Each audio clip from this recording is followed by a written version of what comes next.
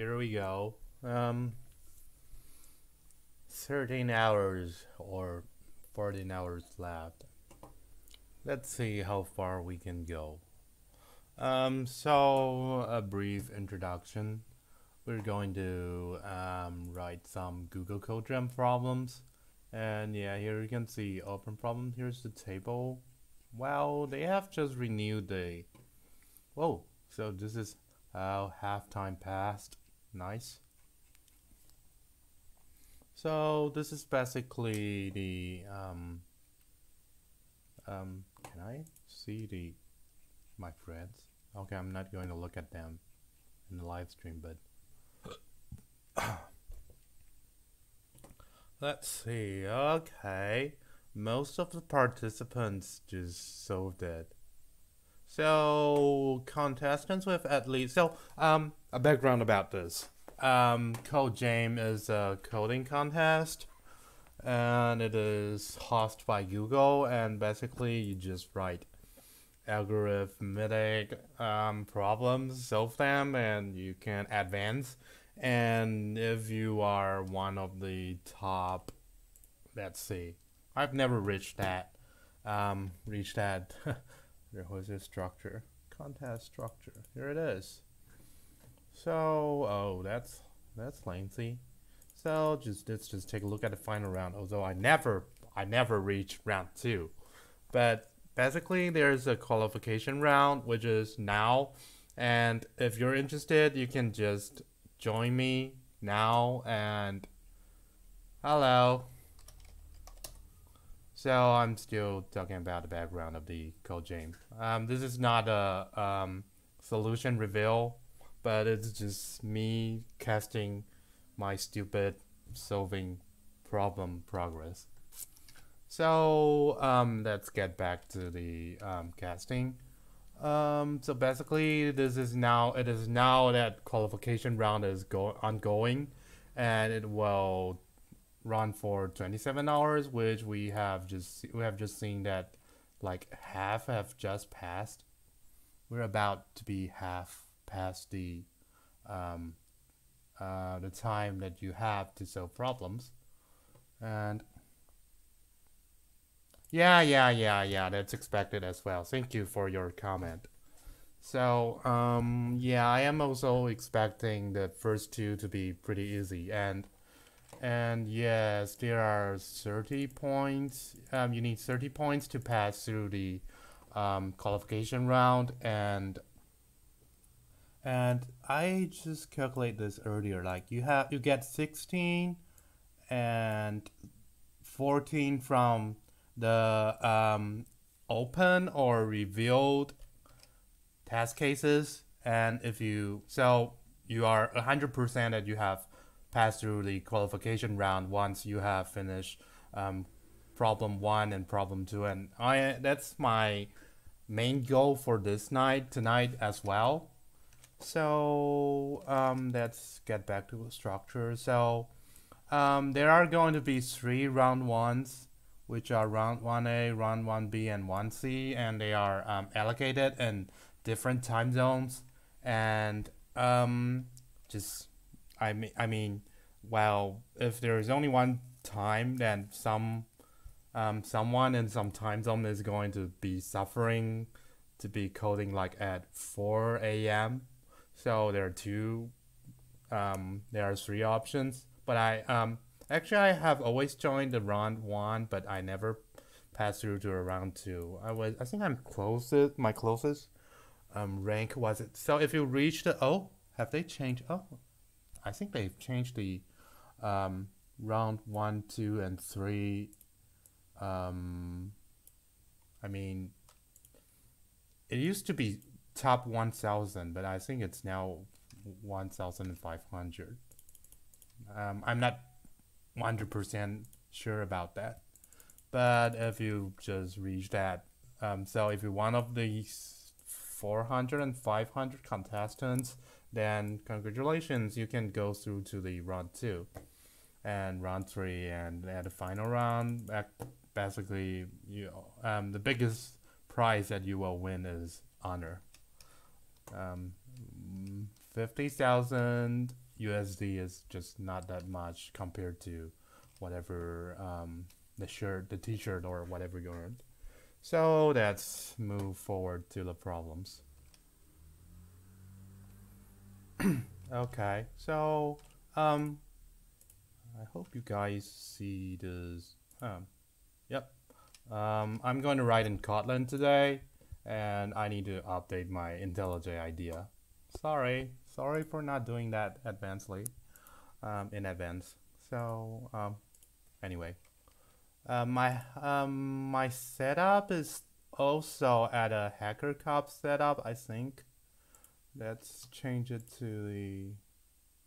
Let's close this project and yeah, I don't have any Kotlin set up yet. So maybe Kotlin JVM. Next, Google Code Jam.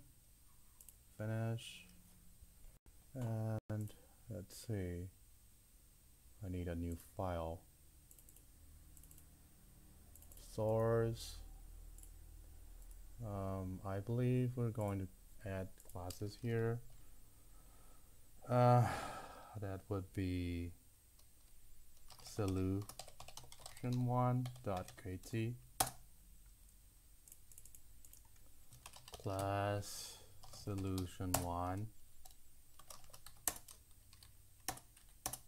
Okay, so that's needed to increase the font size. Okay, I'll do that.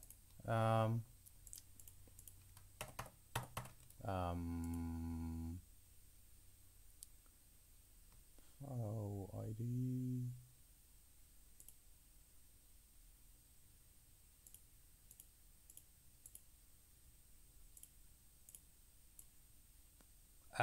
Nope. I need to override the text editor.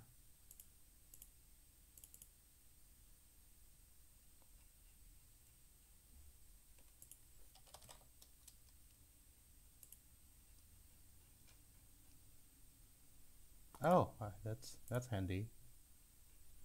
Nice. So I hope that's better.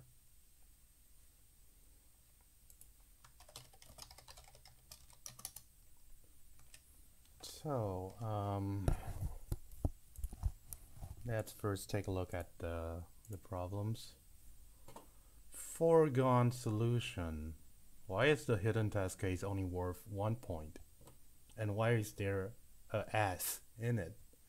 So I have not attempted, of course. Someone just won the Code Jam lottery, and we owe them and Jam coins. However, when we tried to print out an oversized check, we encountered a problem. The value of n, which is an integer, includes at least one digit.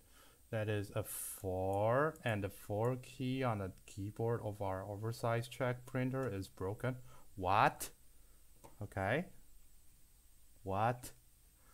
Fortunately, we have a workaround. We will send our winner 2 checks for positive integer amounts a and b, such that neither a nor b contains any digit that is 4. And okay, sounds like a golden Bach conjecture problem or whatever. Please help us find any pair. Any pair? Okay, that sounds easy. Of value a and b. So let's first take a look at the constraint. Is it going to be super big? So oh yeah, for the hidden test case, I'm not going to try to solve that at this moment. Let's first focus on the test visible test case 1 and 2. For anything that would be super easy. So maybe I just split it into anything and 1. I don't know. Make task 1 and 2 to complete it. Don't use random. Yeah, I'm not going to use the random. But let me think about that myself. That's what I want to do, basically. So did anyone got answer for that by and cryptography? Nope. I don't I am just starting to code yet. 2 and 2 and 3. Yeah, that's what I'm thinking about as well. and then try that B. Okay, that B. Let's take a look at the I mean the distribution, and yeah, only 3% of participants try it, and okay, sounds like a fairly difficult problem, and 20% of participants failed, and only 13% of this sounds like fairly difficult as well, but let's first focus on this first one. So yeah, it's actually super easy to me, isn't it?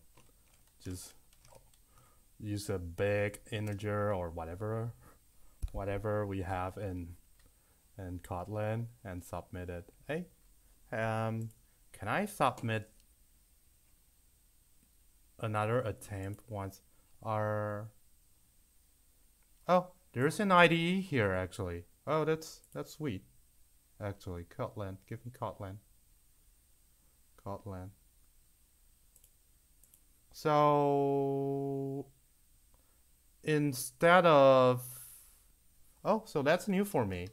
Instead of doing things in my IDE, I can actually submit through the web. Is that the case?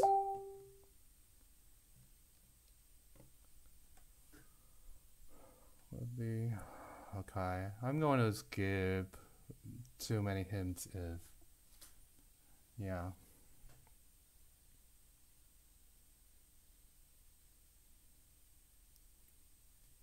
Okay. So, okay, so I'm probably still using the classic IDE, which I used for earlier rounds of, like in 2018. But this is a fairly new one. I had never seen this. And there's a syntax track. Okay. So I am wondering if I submit a temp, is it like all locked down? Because previously the visible and hidden test case are submitted separately.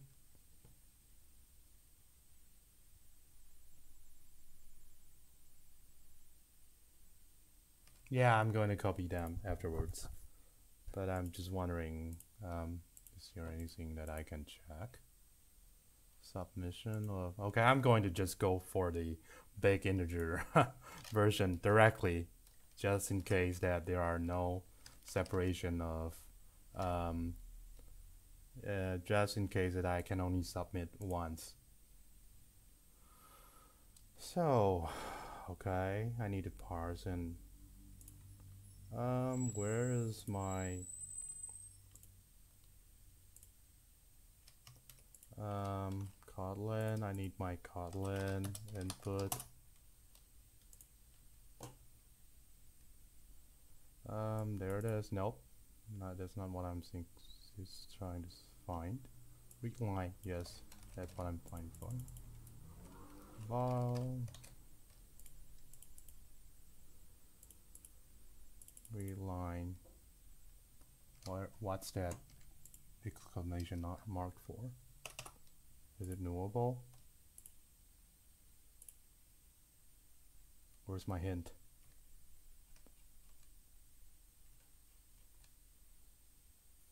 Give me my hint. Oh, okay, there's no hint.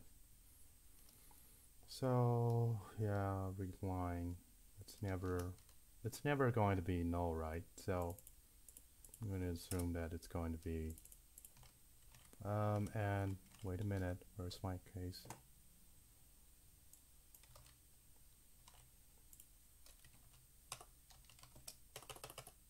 Print loud.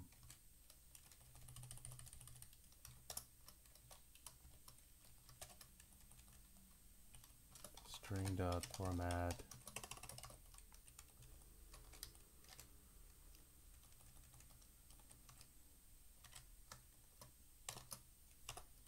Oh, actually I don't need this in Kotlin. I can use like this directly, I believe. So I think there are like wait a minute, big num Kotlin big integer, there it is. So it's cascading to the, nope, it's a class that is different from Java one, big integer. So where's the constructor? The extension for Java math. Oh, these are actually extensions. Big integer. Yep, it's actually using the Java big integer directly.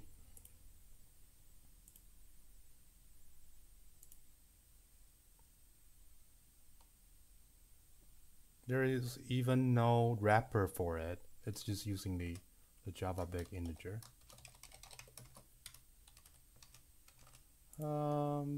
Let's see.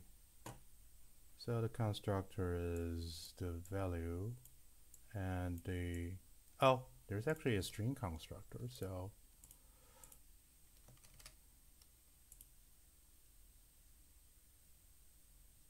big integer. Should I show the browser? Did I not show the browser? I think I didn't, right? Okay.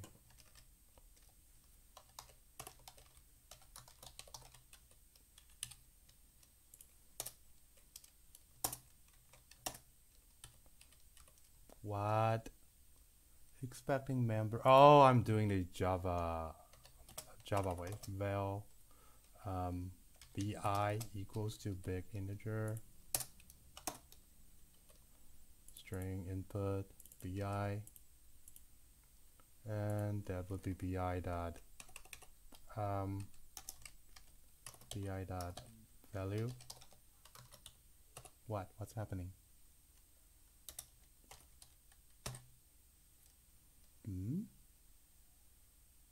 Can be private, yeah, of course. Oh, there is no main function. What am I doing? I need a main function. I was like, why do I need a private in a function?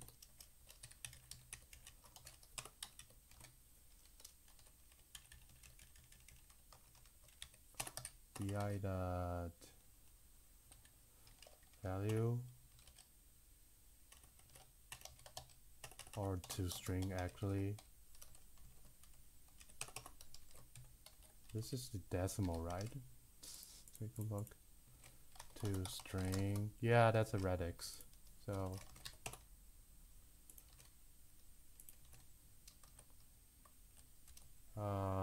bi dot and maybe 1.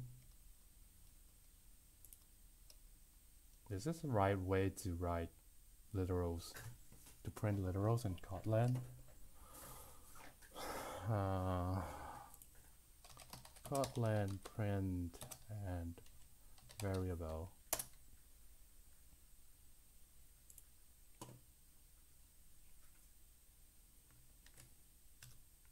Oh, I need that $sign. There you are. To string vi dot minus big integer dot 1. Oh my, this is so ugly. Okay, then, oh, wait, I don't read from the, do I read from the standard input or from a file? Because that probably have changed. Anyway, how can I submit a, so I'm so nervous about this. Let's first run it. Run. Edit configurations, default. Where's my Kotlin? Main class solution 1.kt not found.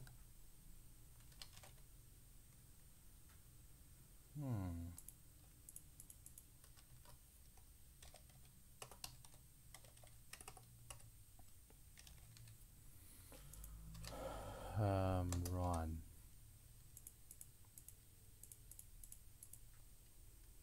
Okay, I've never tried this actually. Use class path to module. No module. I don't think this is correctly set up. Okay. Nope. Where's my Gradle? Where's my Gradle window? So source. Maybe I need that. No. Kotlin folder. There's no folder. Give me a folder.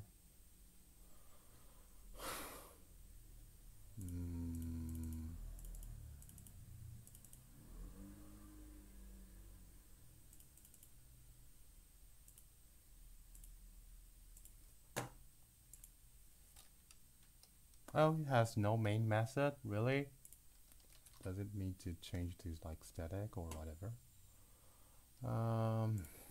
Kotlin main method.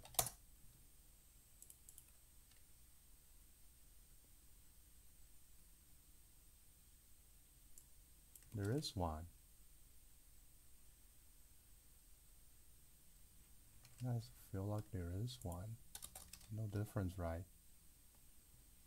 Yeah, no difference.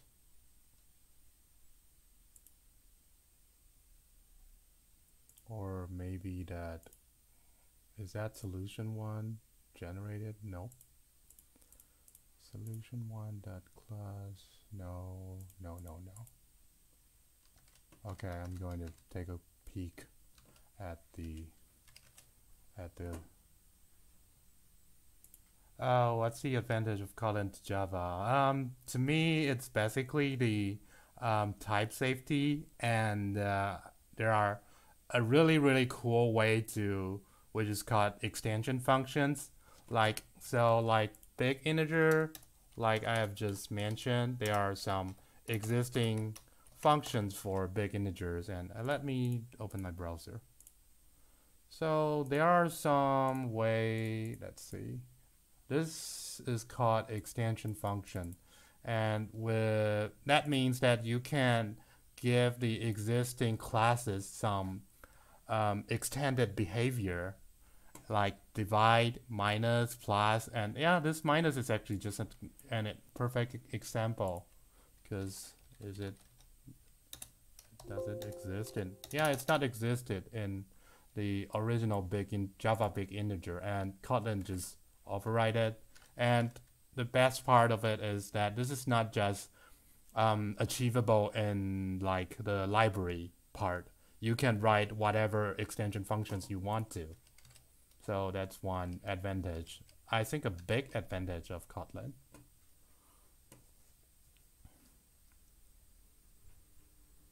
So let's get back to the problem.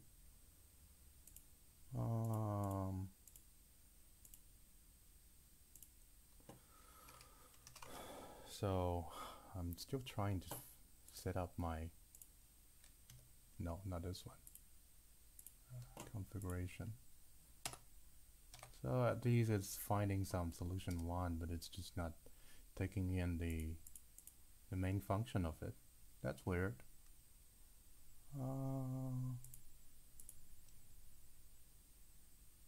I don't care about the JRE actually.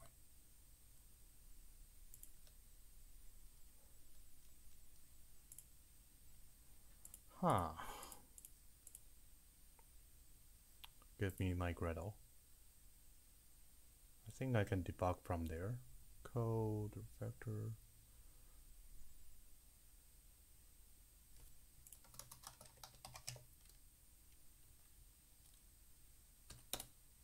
Nope.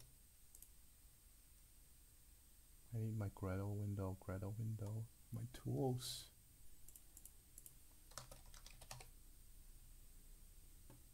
Or maybe they are only available in Android Studio. Hopefully not. Okay. Nope, I'm not going to update now. No, not at this moment. I'm kind of stuck.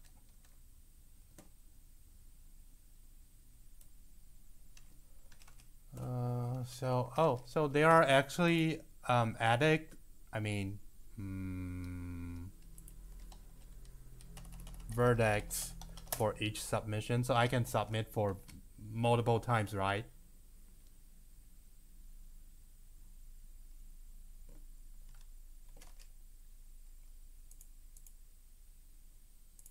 If that's the case, I'm going to submit directly. No, that's not a good idea.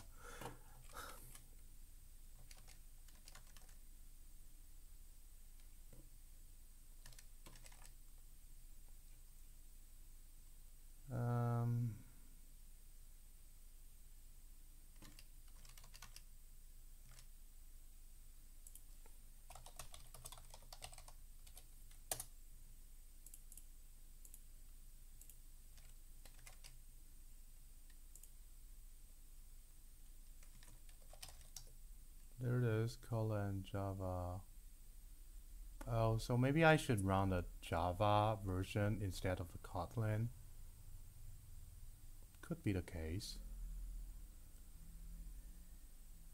Because, yeah, I think I'm following every step here, except for this step. Let's try it then. Let's close this project. Create a new one. And Java, Kotlin, JVM.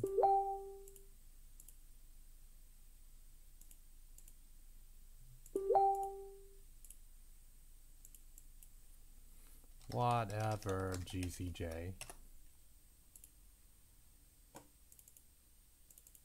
So, wait. And we add a new Kotlin again. Solution 1.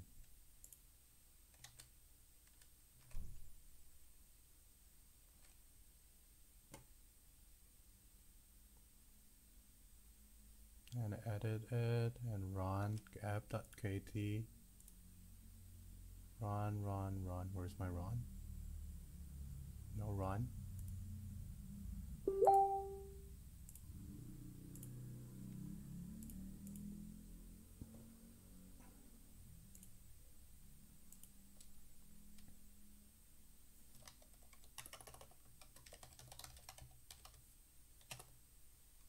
I think I'm doing whatever I've just done earlier. It's the same. And it's not working. It's not working. What can I do from... Okay. Let's do it here. Run. No, I don't see a run. Now we can run it. We would click on the Kotlin icon in the gutter and select... Oh, where's that gutter? I don't see that gutter. Oh, so I can write Kotlin without a class. Really? Oh, really? That's awesome.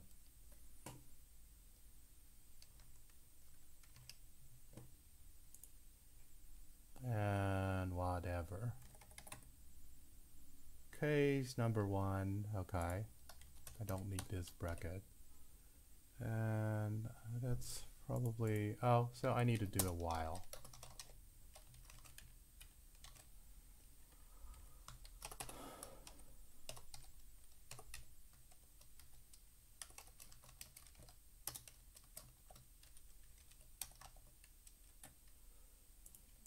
Val. It's treated as a lambda? Really? Why? Okay. Val or var. Oh, maybe I can just do var here. So var is the variable version of Kotlin. and val is the immutable one.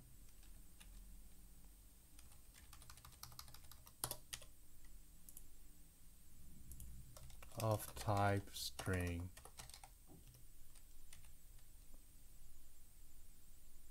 Assignments are not expressions. How about this?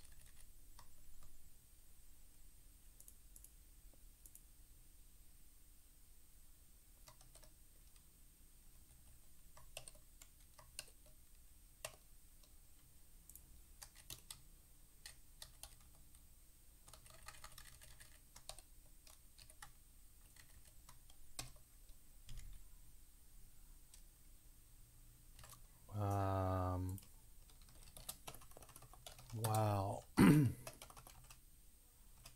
Read line. Kotlin. I'm stuck. Ah, yeah, someone's stuck as I do as well.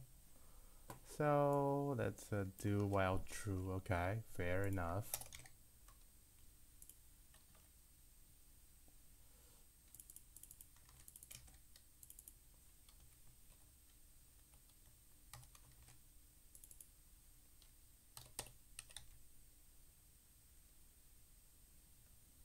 What? Oh. Nullable. Nullable. And what else?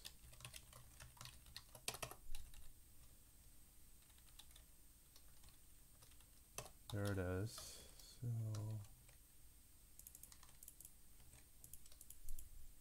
break. Yep, break. I don't like this syntax. It's so ugly.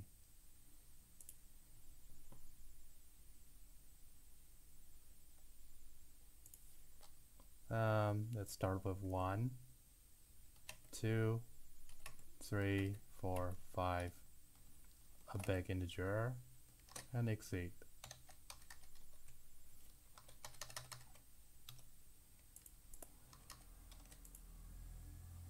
Oh, I need that as well.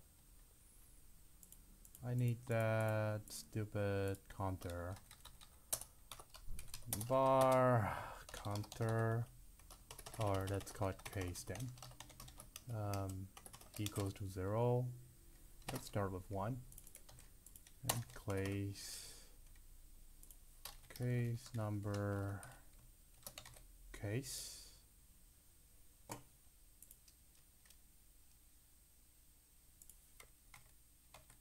Is 0 acceptable? Should I check for it? Also, I hope it starts with 1.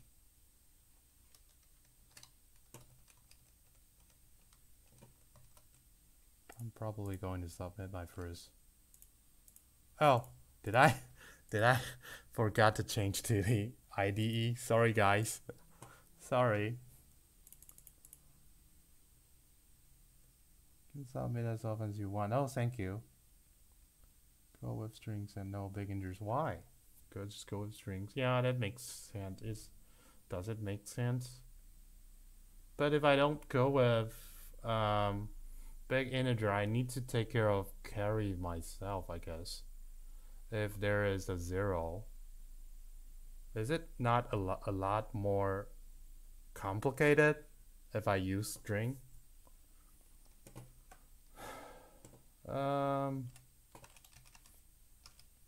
Well, sorry for not turning into the IDE view. Okay. What now? Let me first check if 0 is as an acceptable case. 1, 1, 0, non-negative. What did it say? Limit. At least one of the digit of n is a 4. Yes, and for each test case, output one line containing x is a test case. So pairs of values a and b satisfies positive integers, but because 2, it's 1 itself is not included, so 2 would be sufficient. So 1 or anything would be good enough. So seems like we're good to go then. And it starts with like case number 1. Where is it? Case number 1. Okay, let's first try the input, the sample input. And it's giving case number. Oh, I need to. Oh, it's actually not a while. It's a for loop. So I don't need this stupid while loop now anymore.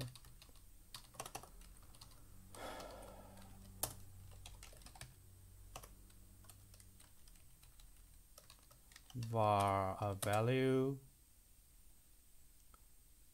case count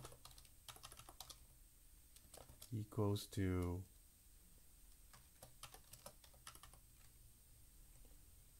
integer dot to string. Oh, actually it's in, I don't know. How do we parse things in Kotlin? Kotlin int to, oh, it's actually string to integer. We definitely can do the, oh, there's a to int. So that would be dot to int. It's promised to be non-null, so that's usually discrimination here. And for loop for I n 0 until case count. We don't need this case count anymore. And that would be I plus 1. Let's try this again.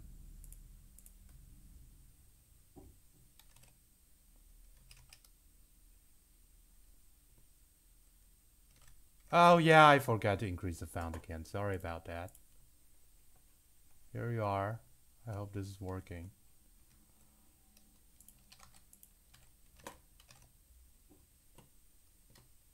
Yeah, I know essential of Kotlin, but this is the first time I'm writing the input and output of Kotlin. And actually, or you can say I'm not familiar with yet because I am still learning, and that's the purpose of this channel. So let's see. I'm more familiar with Java, that's definitely true.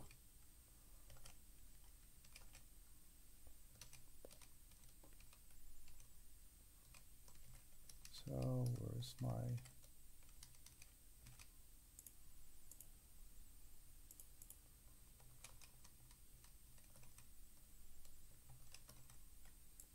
Here's the sample input, and oops.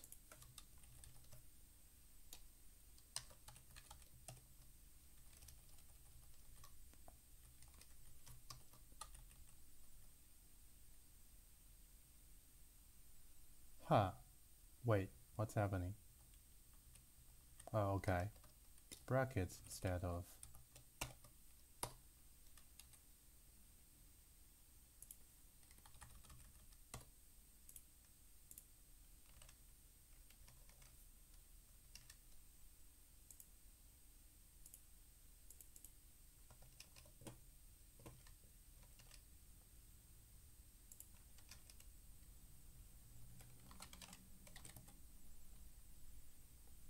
Three, 1, 939, 1, 4, 4, 4, 3, and 1. That's probably working. 1, 2, 3.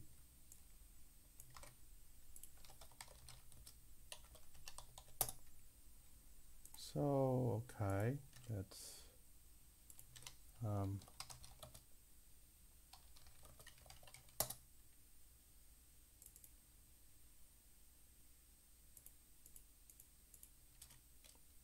let's see if this is working.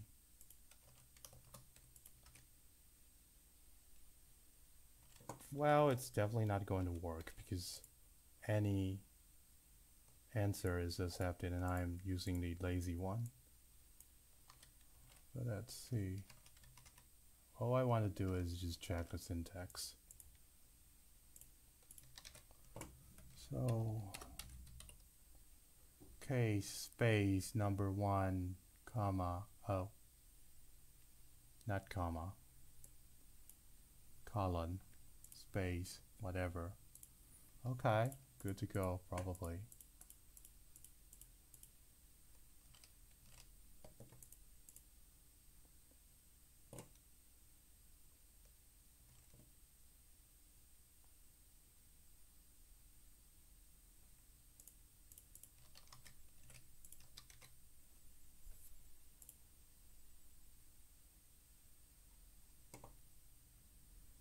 Pending judgment. Okay, so you can have several attempts.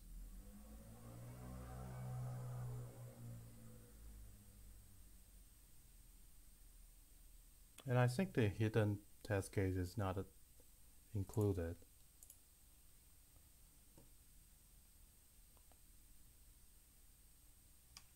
I will fall. Yep, wrong answer. I will fall. I failed. Is it because of the I plus 1? Case I plus 1 and 1 to string and big integer minus 1.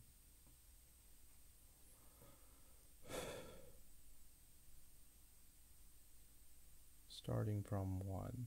Nope, it's definitely not about the test case counter.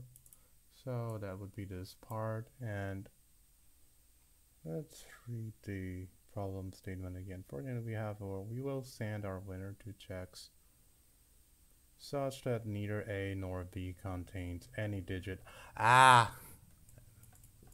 So yeah, neither one can have 4. Okay. Oh, that's why you are urging me to use the string case. So it is promised that there is going to be 1. Okay, so I need to deduct whatever, because it is promised that there is going to be a 4, so I'm going to just split it into whatever. Yeah, my bad. Let's see.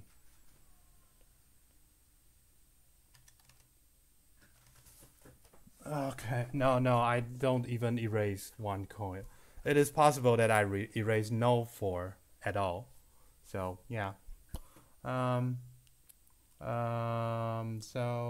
that would be, I would need to search for the 4s. Really? I'm overcomplicated and I'm overcomplicating it. Yeah, string is a lot easy. String will be possible. A lot easier than big integer for this case. I just search of wherever the 4s are and split it into 2 or whatever. So for that case, I'm going to start with 4, 2. So we're going to have 2 strings, I guess. String builder. Let's scan from left to the right. Yeah, sounds valid.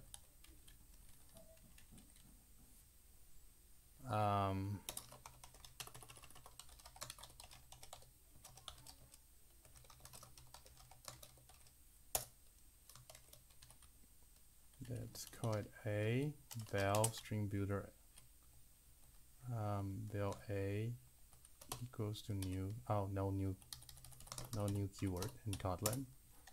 Val B equals string builder as well. So for, let's see, from left,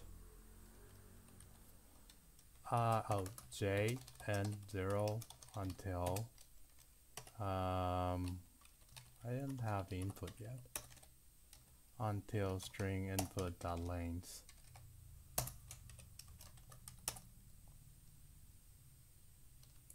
Okay, I'm pretty sure it's not going to be null, so J and 0 until string input dot length.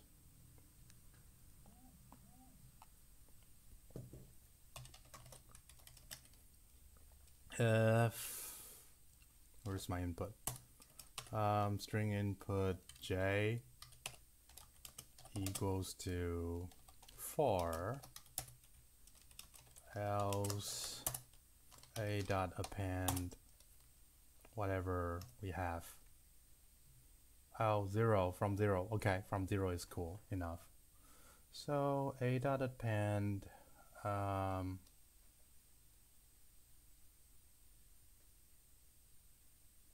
string input j itself and b dot append 0. I don't know. I need to stream this 0.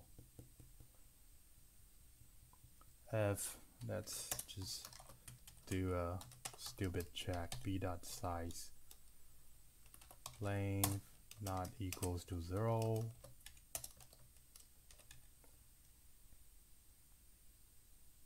Okay, whatever you like. It's not empty. We append a 0 to it. Else we append 2 and b dot append 2. I think that's it. Just change it into a and $b probably. Remove curly brackets. Okay. Please show the ID. Oh, oops, sorry. Oh. Yeah, I'm so bad at this. Maybe I should. I don't know. I need to change my strategy. So don't make it so complicated. Just iterate over a string and create a string at the same time. Yeah, that's not what I'm doing. And if you see a 4, put a 2 in your main string and a 2 in the second string. Yeah. Otherwise, the origin number for the main or a 0 for the second string is about the same level. You can do something really complicated stuff, but I solved it really easy in about 20 lines. Yeah. So I think it's working this time, I guess. Hopefully. Smartcast 2. Kotlin.string. What? What's happening?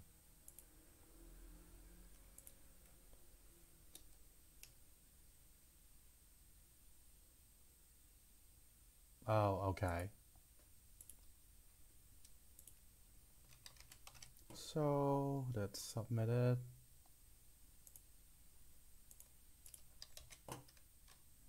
I'm going to show the browser again, but hopefully this time I will remember to switch back to the IDE. Sorry, I'm just really sorry about that. A and B. I'm going to test I think I'm going to first test the sample input again. So where's my sample input?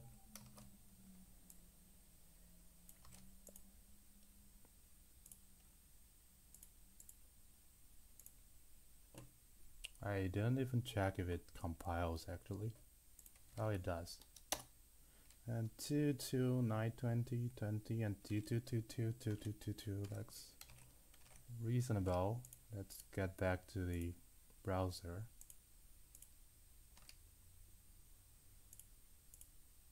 And let's go. That's another vertex. I'm nervous.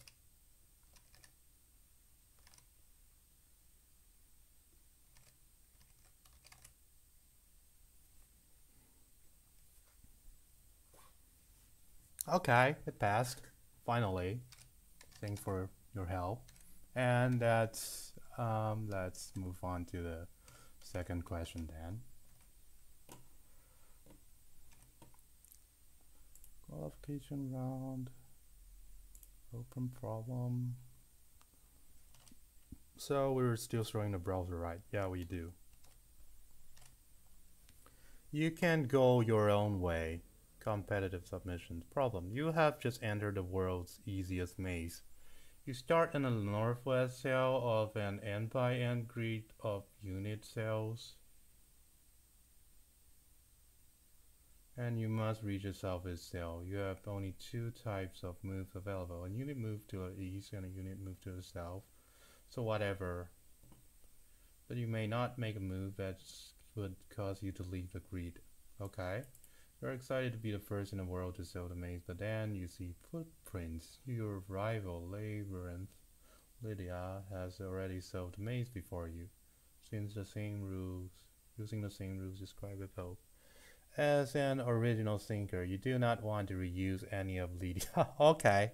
Specifically if the path includes a unit move from some cell A to some adjacent cell B. Your path cannot also include move from A to B, so I can't use this one, so I can only do this one. But I can do this one if I want to. Oh no, I can't, because for that case I'm going to... Oh, but I can. Yeah, I can actually do this if I want to. And the following picture, Lydia's brain is in blue. Please find such a path. So again, it's any path that works. From some cell A to some adjacent cell B. South, east, and east, south, of course.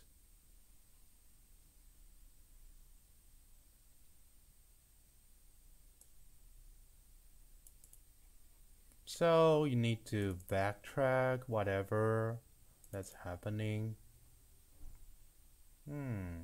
Okay. So again, I'm going to first target the visible test cases. So I'm going to do ignore the big one.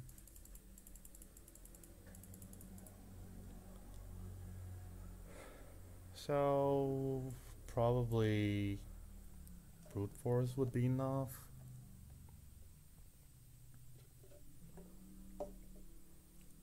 Okay. So if I am brute forcing, the hard part would be how can I think I can do it from two paths. I can just do whatever I want to until they meet in the middle. No, that's a lot harder. So how about, let's see, one down and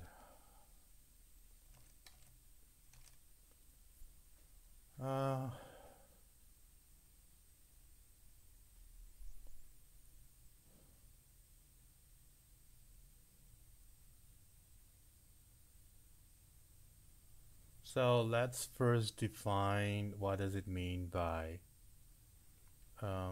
where is it? Copycat, being a copycat.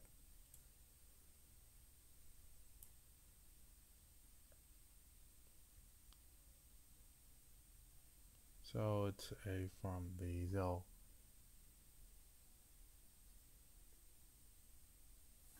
I think it's actually a little bit harder than I expected.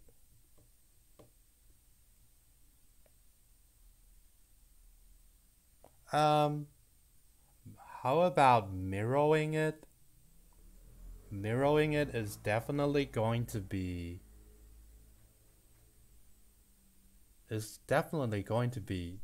different, right?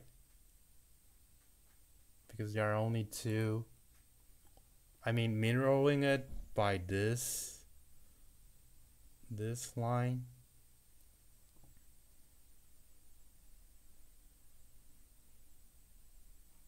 Wait a minute. So what is the size of the puzzle? No, it's not promised to be. Is it not promised to be of n times n?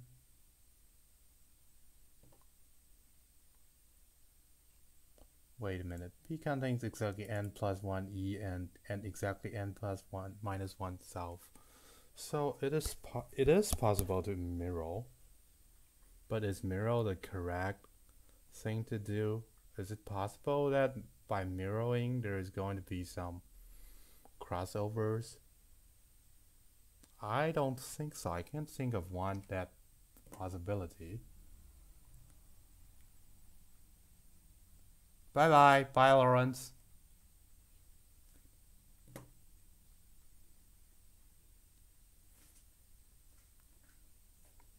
Bye, guys. No. Actually, that's only Lawrence.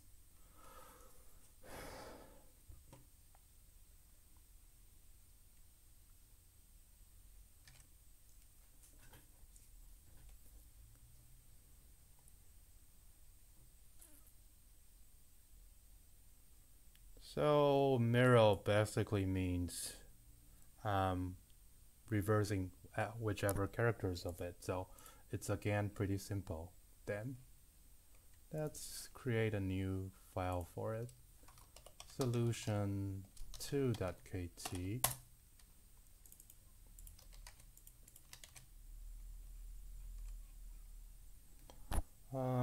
Again, we got a case count. First line of the input, test cases.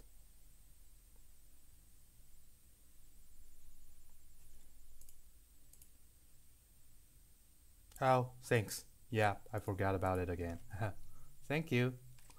Yep, so I created another solution 2 here. And single input string, read line to integer, that's the same. What's differences in the middle?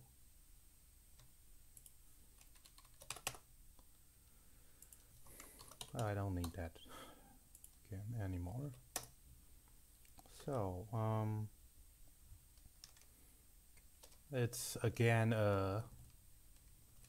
it's actually pretty similar. For we need another string builder for it, and yeah, again we need to go through the items in it. Mirror.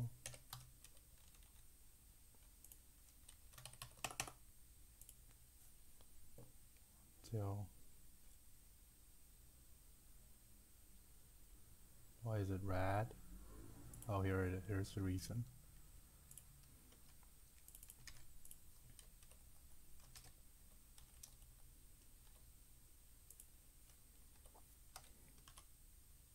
Mirror dot append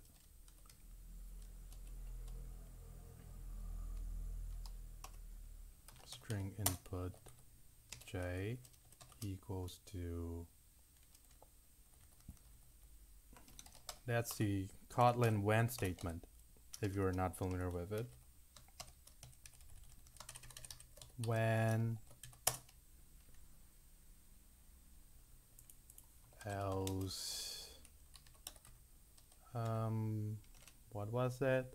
E and S. Yep, uppercase E and S. S and else E.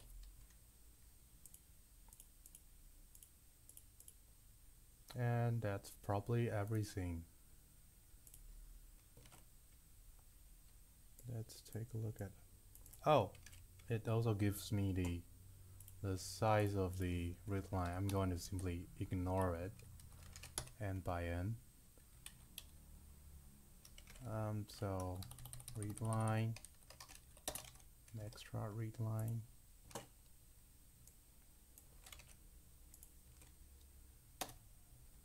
Yes, yes, yes, yes, yes. That's it.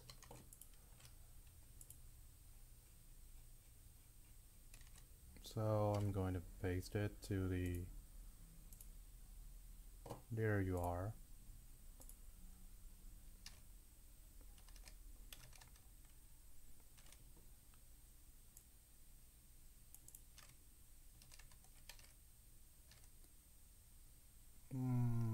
Where's my, oh, I need to select the language.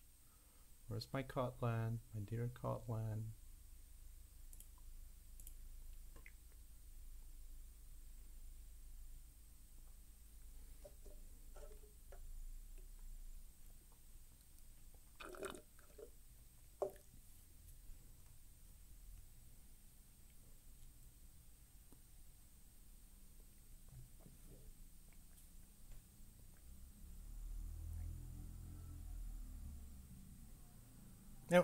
Yep, I passed. And let's take a look at the third problem now. Wow, this is unexpected. I was expecting it to be super hard to complete because that's what happened last time. I mean, last time I just go through these, it started to be super hard already in the second problem. So crypto penguins. I don't know how to pronounce this. On the code game team, we enjoy sending each other pengrams, which are phrases that use each letter of the English alphabet at least once. Oh, okay, that would be A, B, C, D, blah, blah, blah, 26 characters, alphabets. And one common example of the pengram is the creek brown fox jumps over the lazy dog. So if we sort this sentence, it probably gives us 1A. Oh, it means at least one actually. So at least 1A, but it can be multiple, like for E, for example, E appears more than once. Sometimes our pengrams contain confidential information. For example, CJ quiz, no bevy of debt, whatever. So we need to keep them secure. Why is this? I don't care about what's the message. We looked through a cryptography textbook for a few minutes and we learned that it is very hard to factor products of two large prime numbers. Yes, of course. So we devised an encryption scheme based on the fact first we made some preparations. We choose 26 different prime numbers, none of which is larger than some integer n, so that's how we used it n. We sorted those prime in increasing order, then we assigned the oh my, this is painful. Then we assigned the smallest prime to the letter A, the second smallest prime to the letter B, and so on.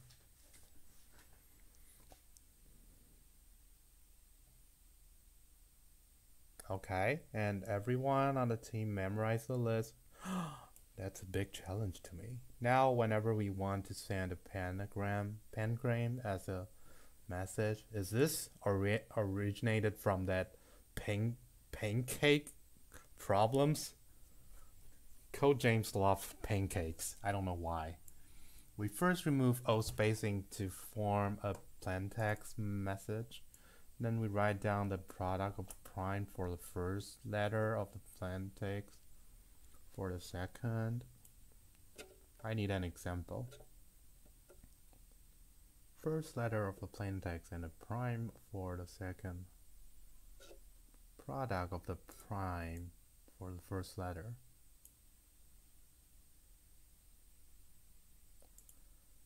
Oh, product of this.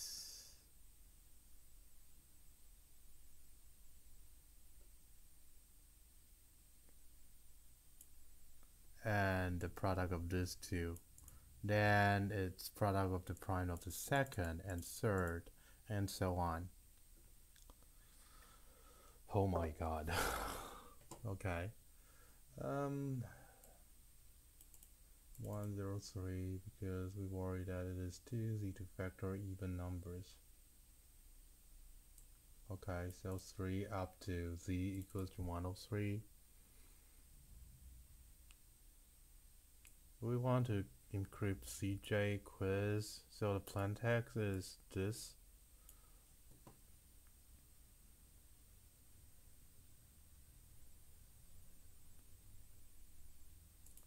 So the encrypted code would be 7 times 31 because 7 is C is 7 and J is 31.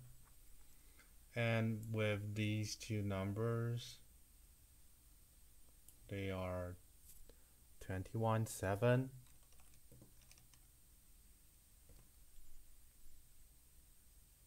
The third one, nice. You mean this problem that I'm solving? Oh, you mean the meaning of it after I'm explaining it? Or did you get a solution?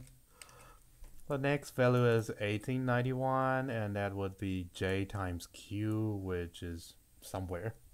So we will give you a ciphertext message. The value of n that we use, we will not tell you which prime we use or how to decrypt the cipher. Do you think you can recover the plaintext anyway? So basically the idea would be, because this one is 7 times 31, so the difference between these two would be, you can get the C when you have, I mean, you have 213, 17 and 1891, and you just try to get the relative prime of these two, then you get the, because the common one is 31, and that's why we get 7 and what? I need a calculator.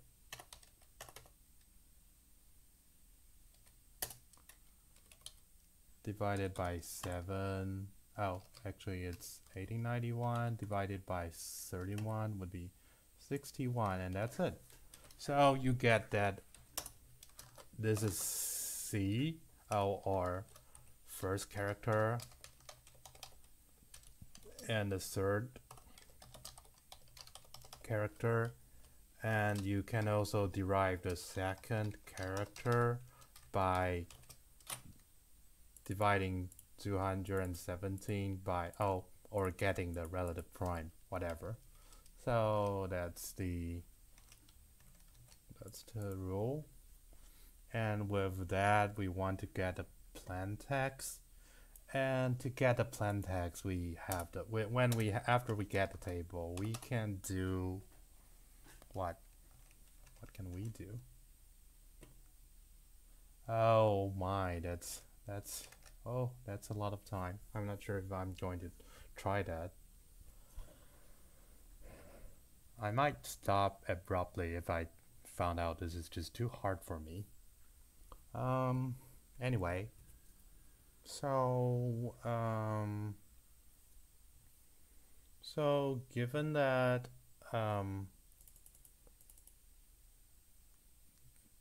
the hidden test case is super large, we might need some big integer again.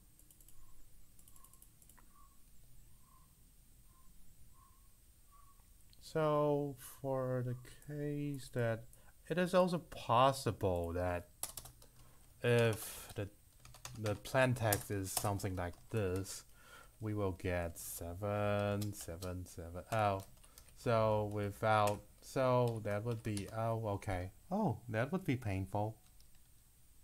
Ah, and that's probably the main hard part, I guess. So you need to find wherever there is a different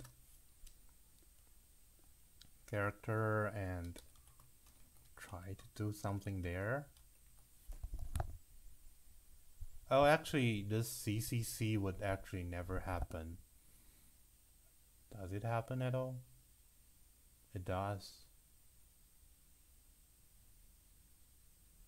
Yeah, I think it does. It does happen, so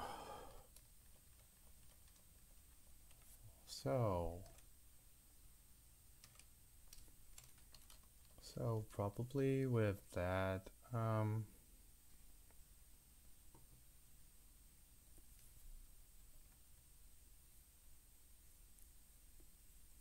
CCCN.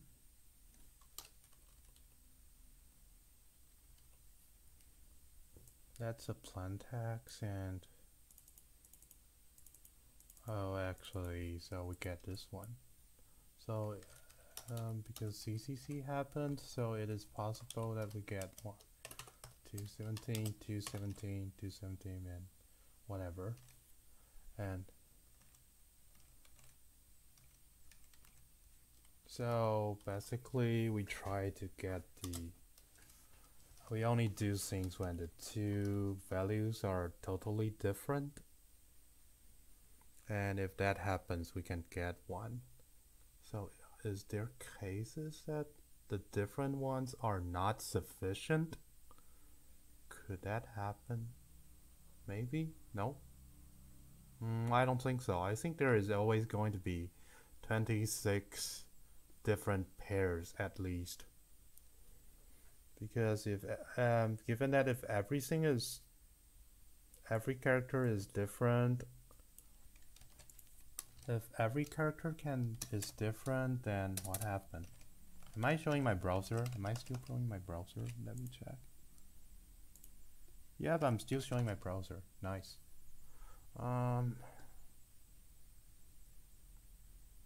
If we have say blah blah blah z, and for that case we will have L plus 1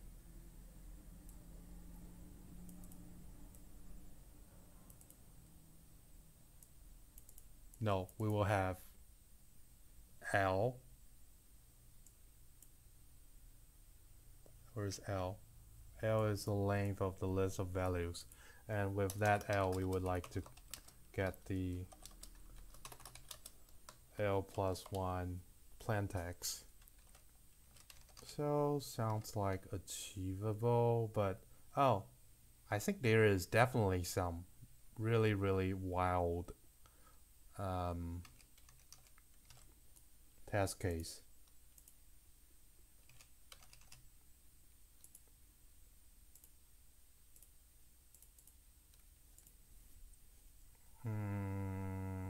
But I can't think of one except for CCC.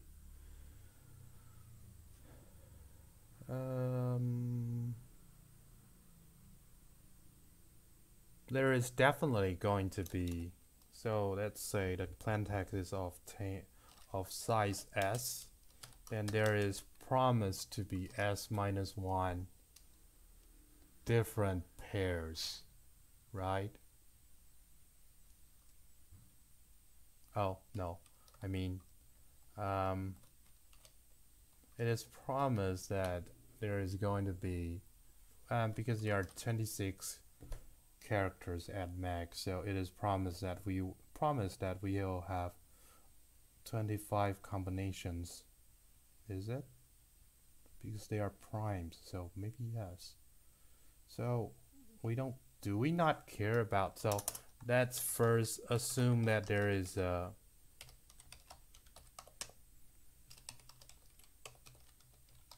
string that is of this format, and with that we probably will have, it is promised that we will have 25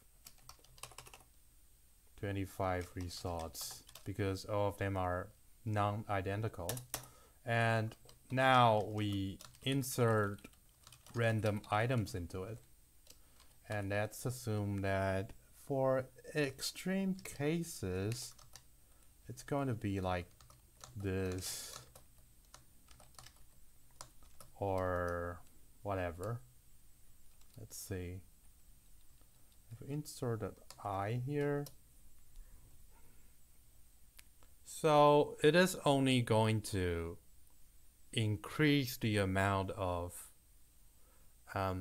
different pairs that we can have, and it is still again promised to have 25 results. So yeah, it's workable. So probably I'm going to start here. So maybe the only check, hopefully this is the one I can think up for, at least for only for now. The only case I need to check for is the CCC case. I only need to check for the duplicates. So let's have another solution. Solution 3.kt.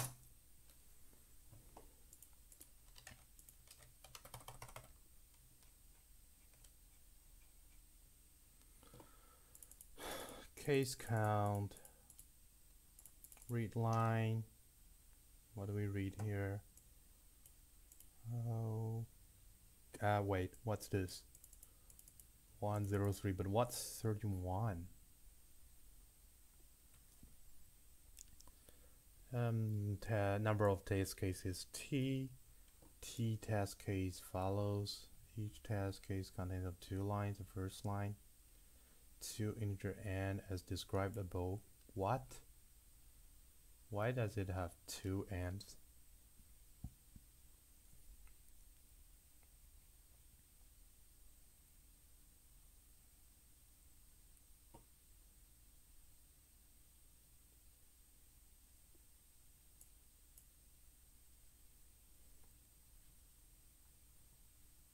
This is the n, but what is this? Oh. Oh, and L, the length of the list of values. And L, okay. Okay. And contains L integers. Swap.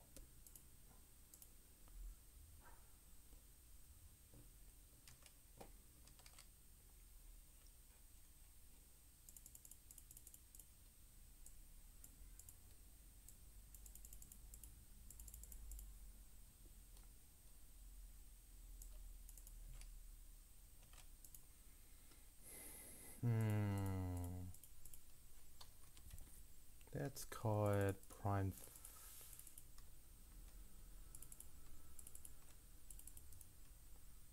refactor name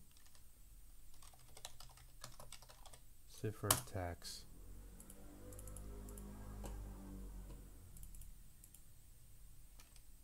Ciphertext, where is it?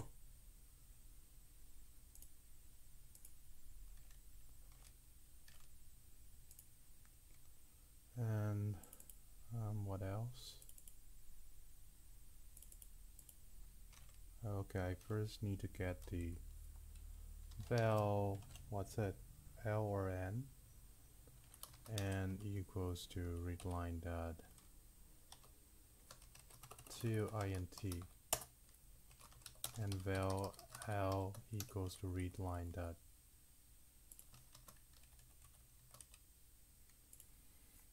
we get N, we get L.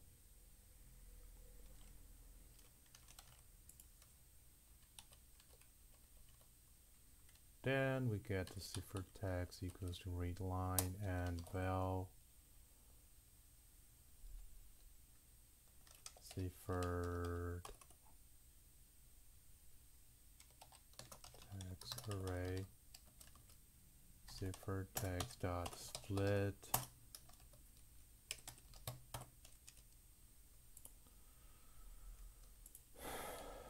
again. It's promised to be non-null.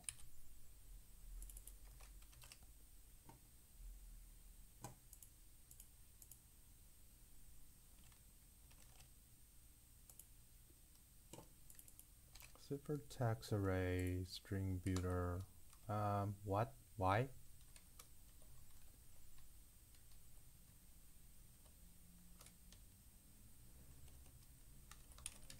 I don't need this block.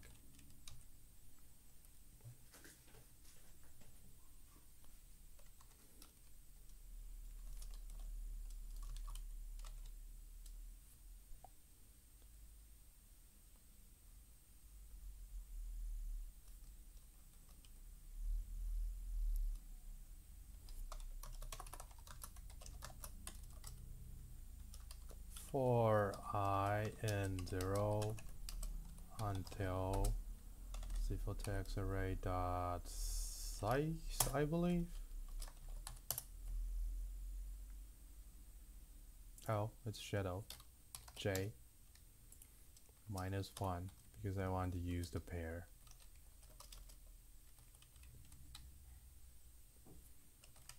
Val first equals to ciphertext array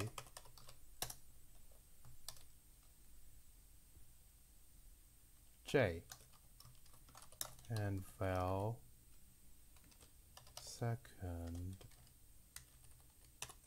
ciphertext array +1.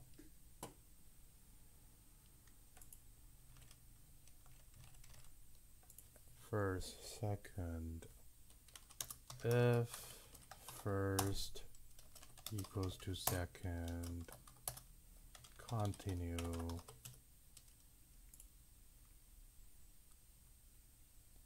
Let's do some, I'm lazy, so let's do the val list equals to array list of int.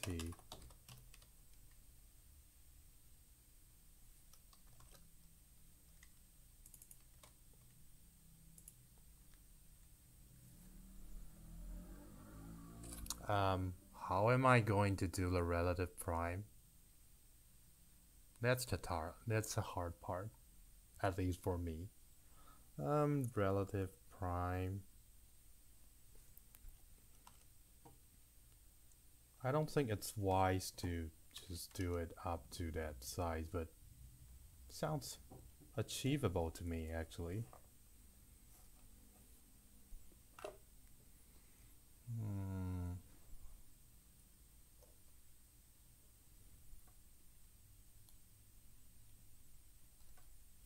Oh, actually I want a set. So let's make it a hash set.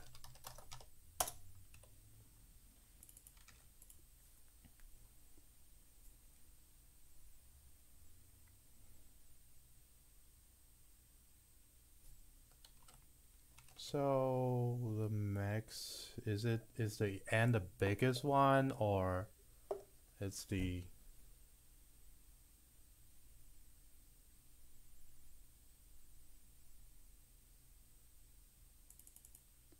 it's actually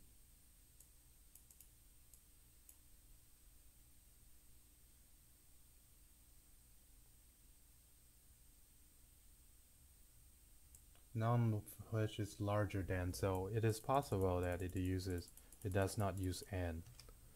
So yep, I'm not going to do that. So without a hint, maybe I really need to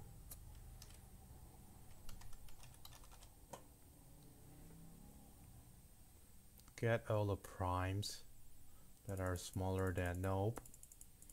We need to compute the prime as large as 100 times of 10. So no, I'm not going to make it possible. I need a algorithm to give me the relative prime. I'm going to search for it in the browser. Relative prime algorithm.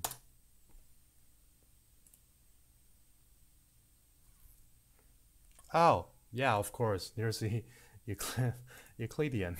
Yeah, of course. Yeah. I'm so stupid. So, I need that function.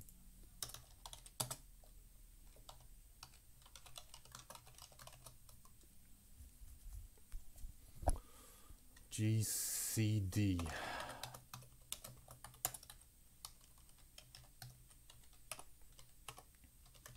A of time integer. Is integer enough? Nope, I don't think so. Because we need that super big case, right? Yeah, we need a big integer. Big integer. And b of type big integer. A is larger than B. Kotlin is not reassignable, so well, A smaller if A is larger than B.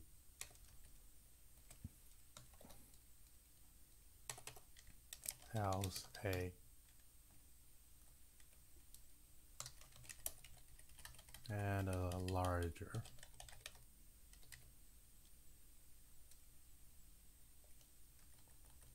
if A is larger than B, A else B. It is promised that no equal allowed.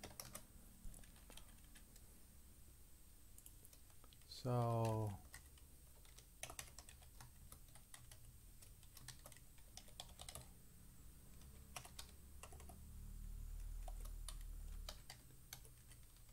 smaller, larger mod, smaller and smaller. Larger mod smaller is always smaller, so well, actually we don't care about that. And if A equals B,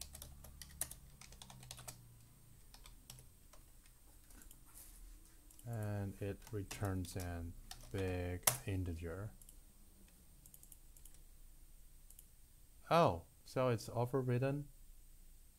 That's interesting.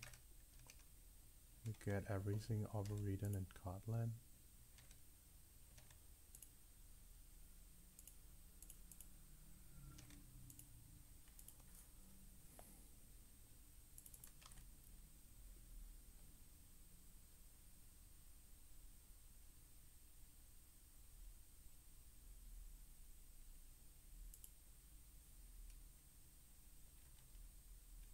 If first equals to second, continue. G big integer GCD equals to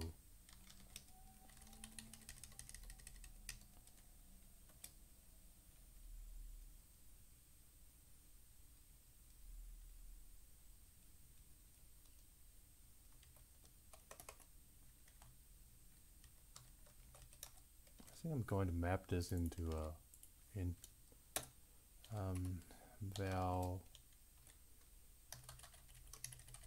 bi array equals to ciphertext array dot map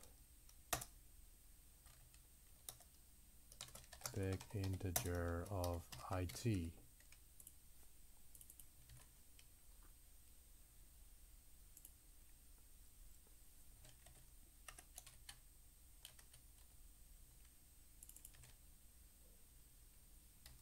GCD J and J plus 1, and we put it into the map. Where's my map? Where's my map? Oh, the set actually. Set dot add GCD set dot add cipher bi array J divided by GCD. Oh, it's a map of big integer. Only expressions are allowed in this. What? Divide. How about this? J plus 1. If set dot size is larger than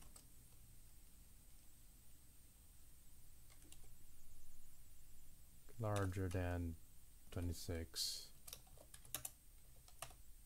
return, no, not return, break, larger or equal to, oh, not 26 actually. It's actually 26, I guess. Set dot size, yeah, we get all the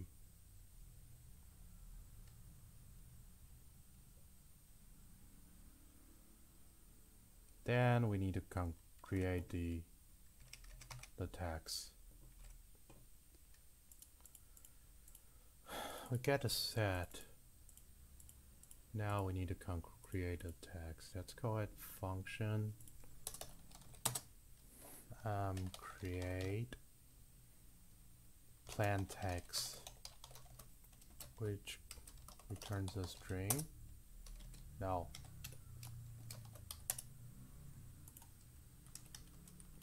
And it takes a set of big integer.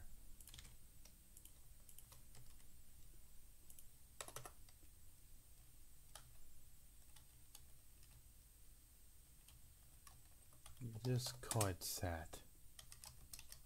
What else? I need a ciphered BI array.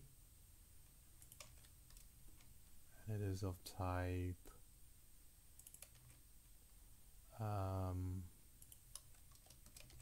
big integer, array of big integer.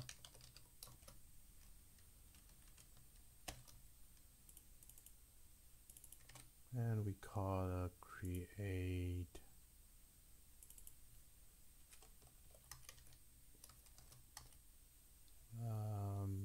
what do we have here? Set and cipher BI array here. What? Why is it a list? It's a list? Alright.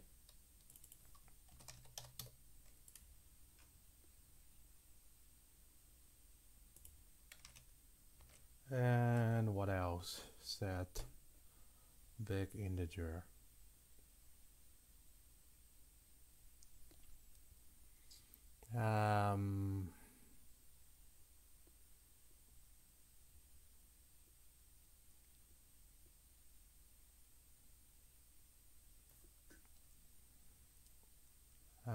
That would be string builder val sb equals to string builder sb dot append. I think it is, I hope it is promised that we have two. Oh, it is always promised, so yeah, the length is definitely going to be long enough, larger than 26 at least, so I don't need to worry about the first and the second. So sb.append ciphered BI array 0. Oh, I need to sort this set actually.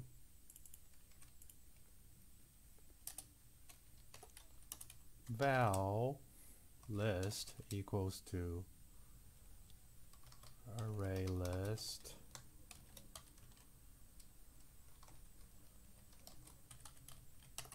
and it takes in a collection dot sort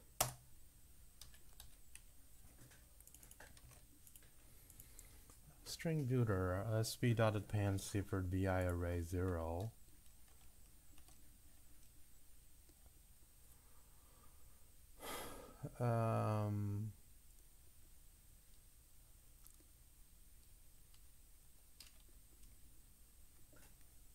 Let's call it function find pair. Well, it's actually only used once, so let's not make it a function. For prime n not set list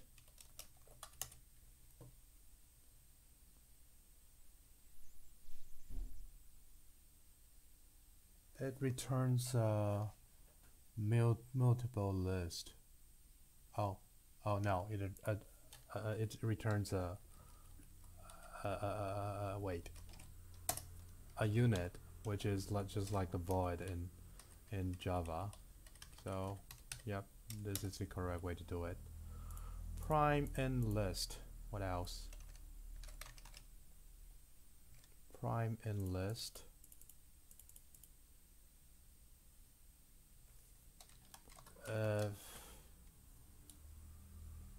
SB, oh no. Cipher BI array 0 divided by mod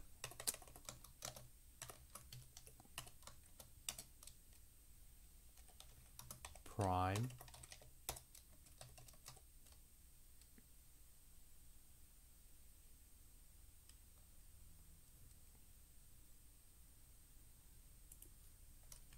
big integer dot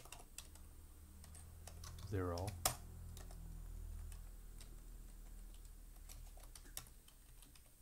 Val candidate. First candidate equals to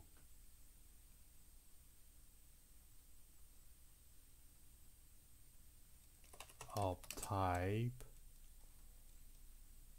array of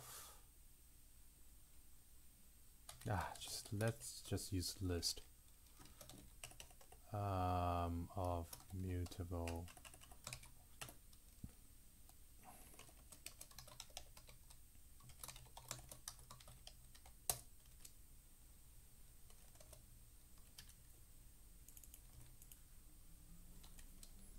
dot add. Actually we only need a set here. Hash set at prime return. Oh, it's actually break. And first candidate dot add ciphered bi array 0 divide by prime. We got the first two candidates, and we need to get the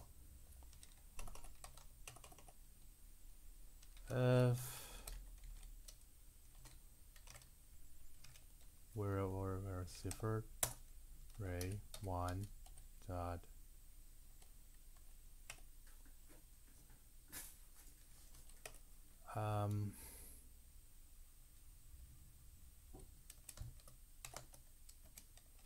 first candidate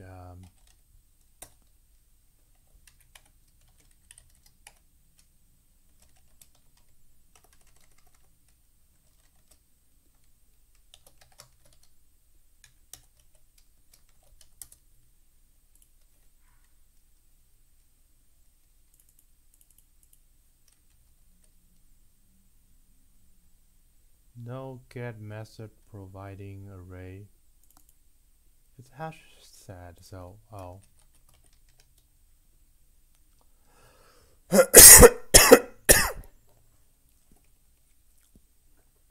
alright, I'm gonna use a list. Makes no difference.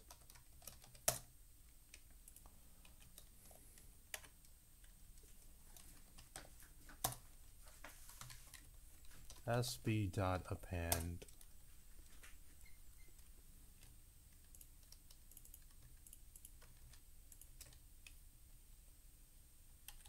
val last prime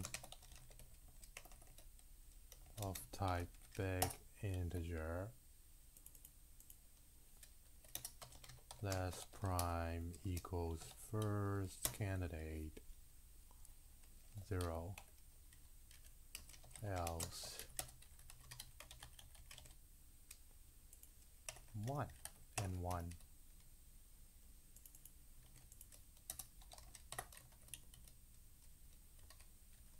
And that's it.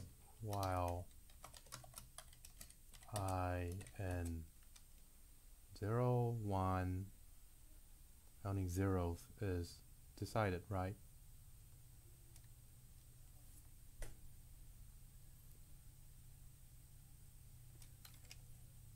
I'm a little bit lost until what are we parsing? The ciphered bi array size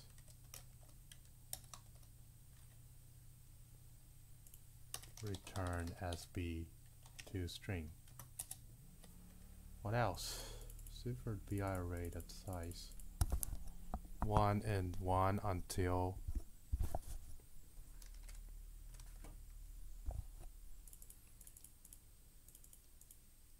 ciphered bi array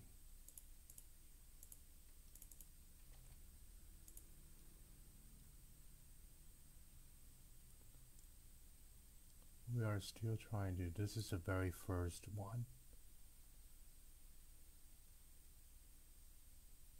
if first candidate, there are two first candidates, and if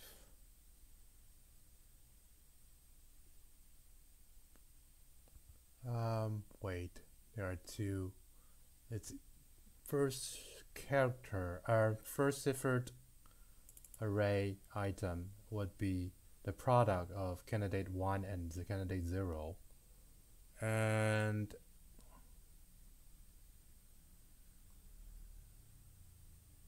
it's actually pretty much the opposite.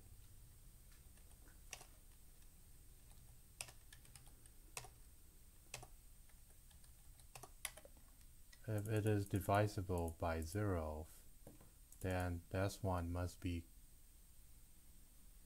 we needed the first ciphered, the first plaintext would be first candidate 1. And I need to check the function to plaintext prime to plaintext would be, I need the, okay, I always need the list, so let's make it a list after that.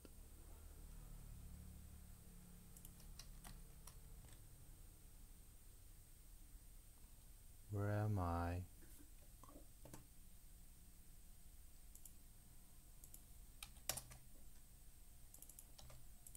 Give it the list, and that would be list, and that would be array list, list of big integer.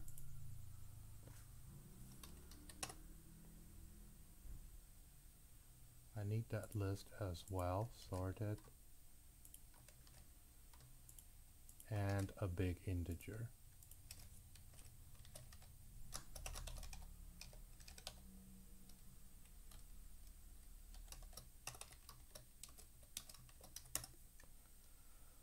And this returns a character.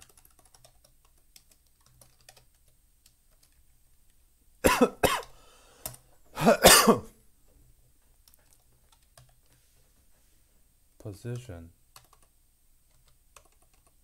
list dot index of b. What else?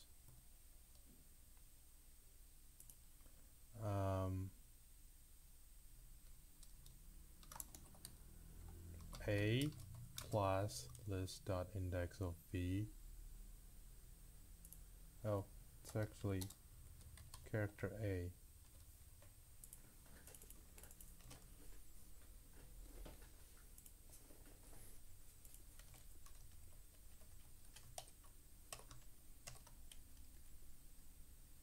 What? What else do you want?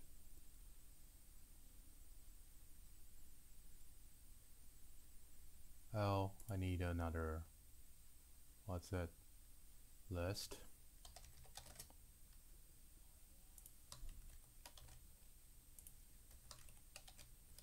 Zeros. And last.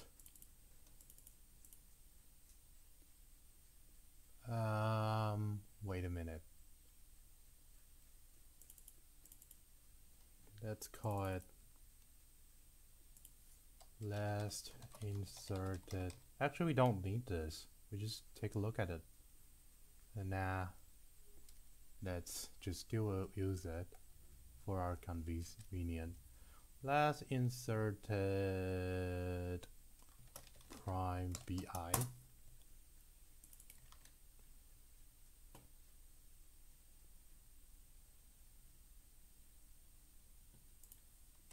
Zero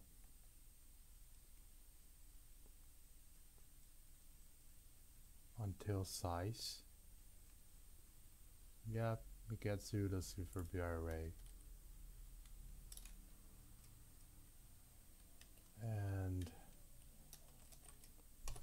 dot divide last inserted prime bi and last insert, oh wait, val this prime bi equals to ciphered array I divide last inserted prime bi appended and last equals to finally. Oh, val cannot be reassigned var, just keep it var.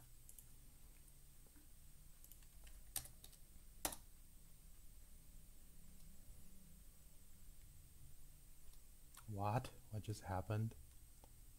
Oh, okay.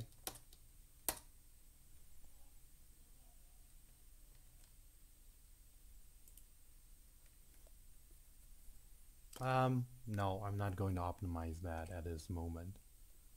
So let's see what can happen.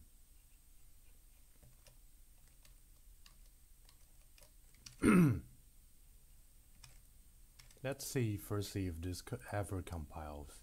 That's the big question, I will say. What did I parse for? Oh, that's ugly. No, no, no, please don't do that. No, this is actually something we want. So, yep, why not? Oh, so n is actually used to speed up. N is for speed up. Relative prime. Probably. And we really don't need that n. So let's try this.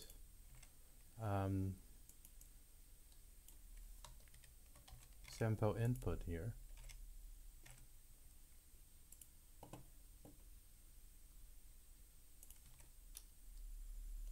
What? Number format exception. Oh, okay. They're in one single line. Well, whatever equals to read line. Dot split. That's plus, and that would be whatever 0 and whatever 1.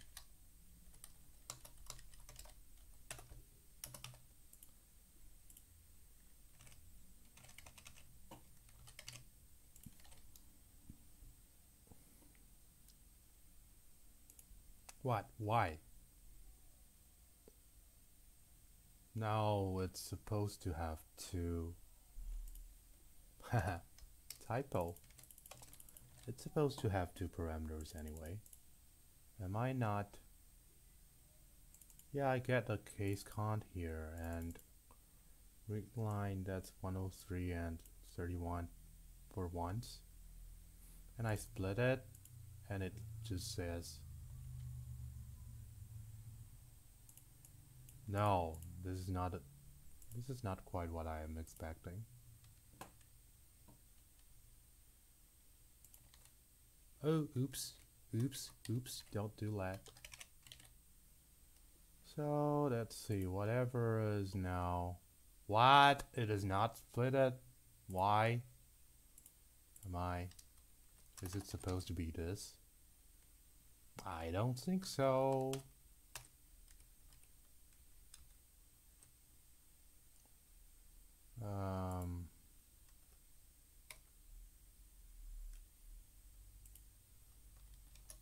I think S is for pattern Java. S is for non-characters, right? A noun white space, yeah. So this is a white space characters. I'm splitting it with white space characters, and it's not splitting at all for unknown reason.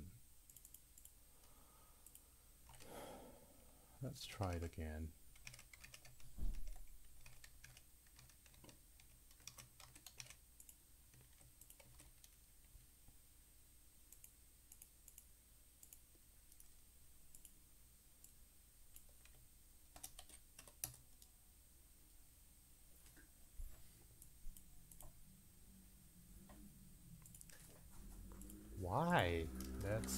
just split it with a space and see what happens.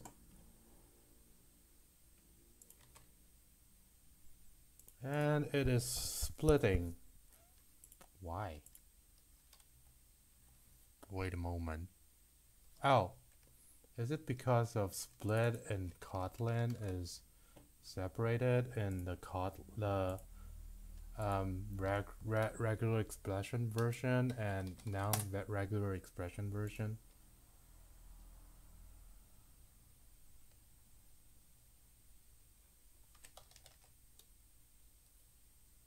Yeah. If we want a regular expression version, we need to pass in a regular expression instead. So that would be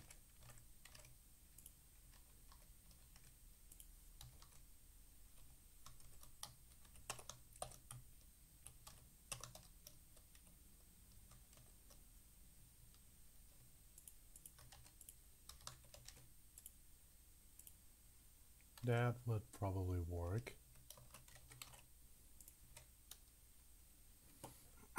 Big integer divide by 0.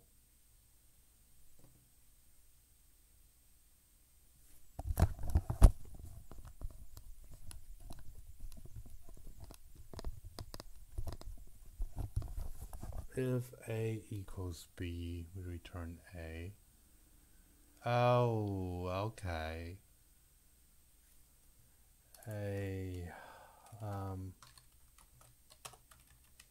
If larger divided by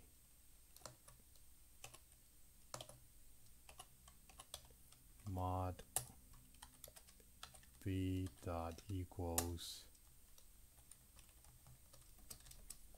what do we have here? Return b.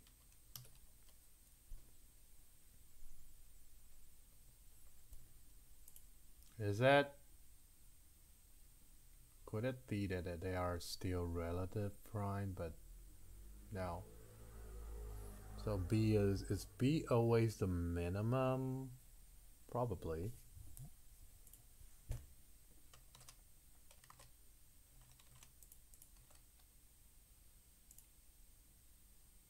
Why am I debugging?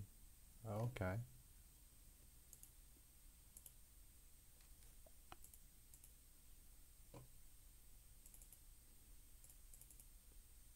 It's not supposed to be 0. Where does the prime come from? Okay. So that's actually the prime index. Val prime equals to list prime index.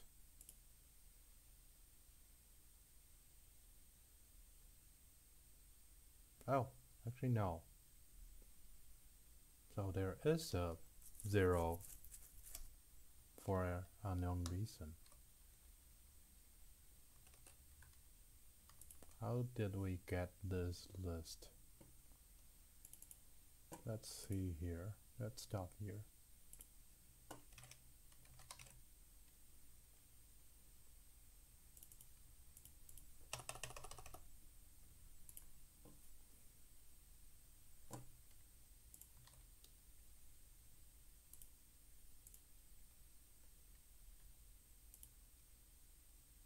Why is there a 0? Why did I get a 0? That's weird. Wait a minute. How did I get that 0?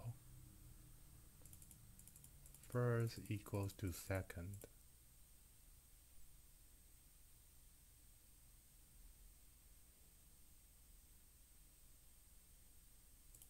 Larger, not. Oh, wait. Why am I modding this B?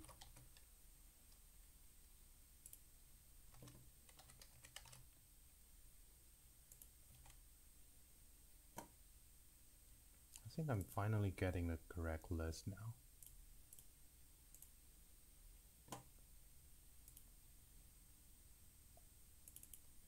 What? C31. What? I need this. Oh, okay. I think I'm not. This prime bi, I need that plain prime to list. Oops.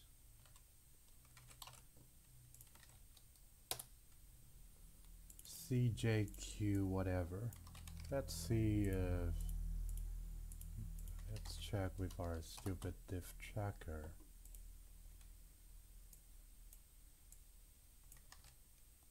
Let's see if anyone commented. Nope. So let's get back to the browser and let's see. Yep, it's identical. So chances that we finally get it. Give me Kotlin.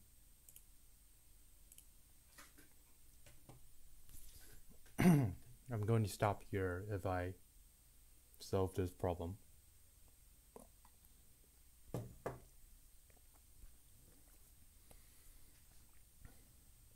Come on, give me that AC.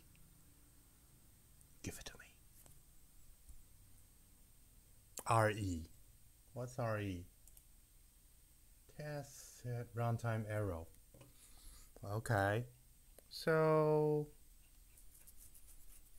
there are cases that I have not considered. First equals to second. Because it's a product of two primes, so the only way that to collide is two identical primes.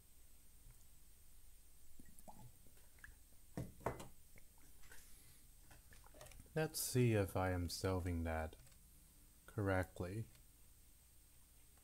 Let's say that we are using the same pattern, just that we have a lot of same C's.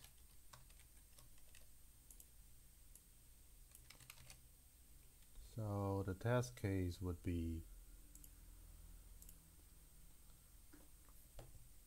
really? There's a GCD of it? Thank you. Am I still connected?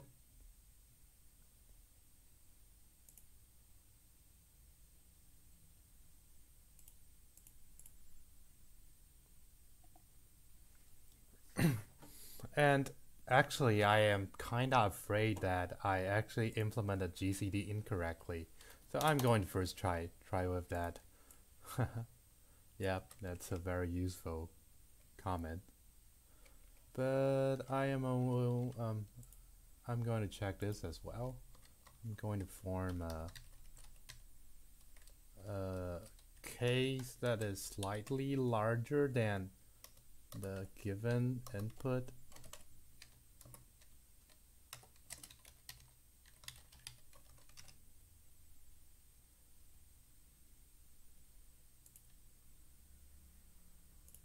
So is my browser on? Nope. So I'm going to try this case.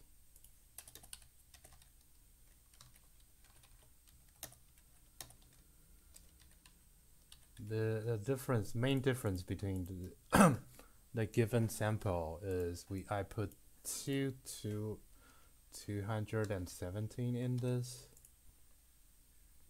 So let's see if I can handle that correctly, because if there are some RE, that is probably some, oh wait, what just happened?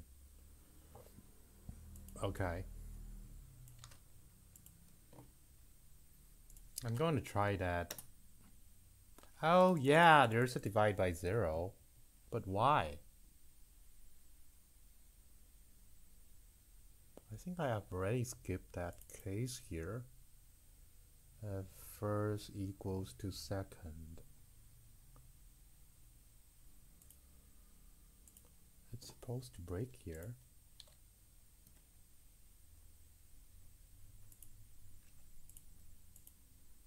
Yep, it's true, and it's continued.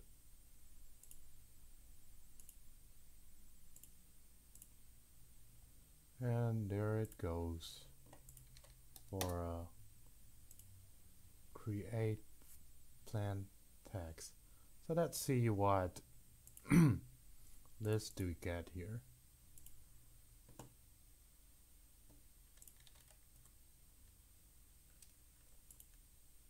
It's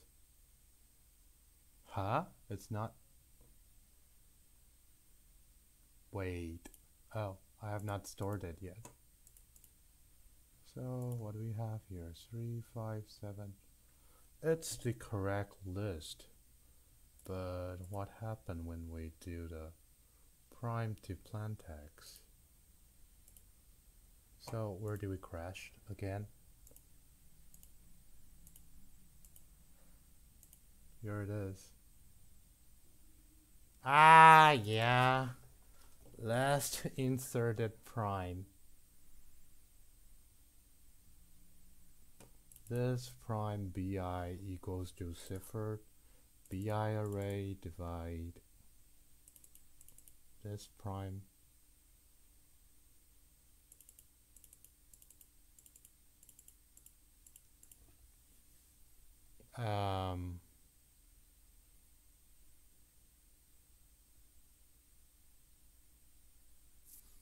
so yeah, the problem is here. I am using two candidates and they're both the same. Really? Wait. I'm lazy, so I'm just going to take a look here. Oh, actually I should take a look here.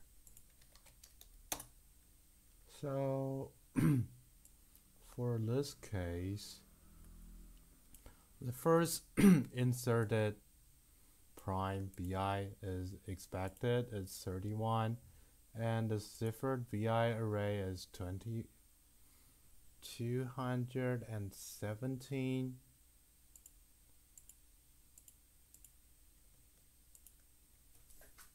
And that makes this 7, and we can still append this one, but in the next loop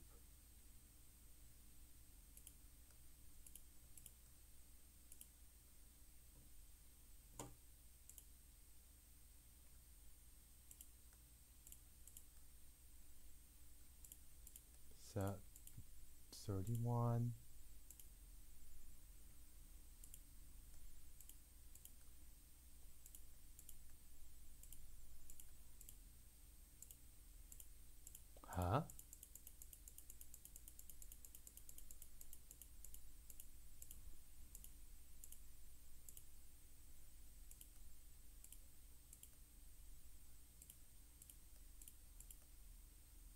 wait, this is weird. There's a 1.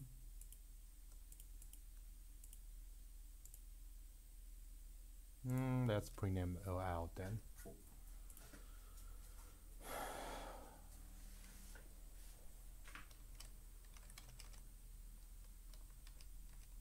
So probably I have my GCD implemented correctly, just so the problem is somewhere else. I mean here. Wait, this prime bi ciphered array divide append. Let's print them out. Print line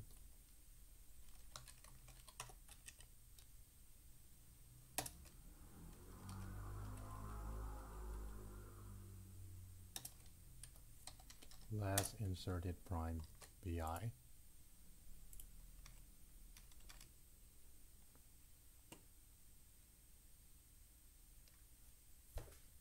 Oh yeah, I'm not actually looking for hints, but thank you. Yeah, I will try to find a pattern, and yep, probably that's something that happened. Yeah, that's I think that's helpful. But I'm trying to first get whatever I already have.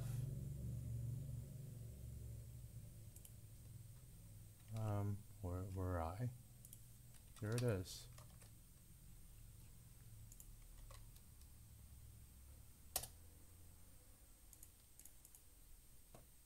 So it is definitely incorrect to decipher into 31.7 because it's supposed to be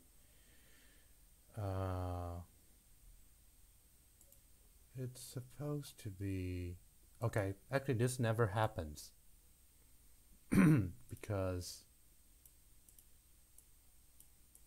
this is not the product of two identical items.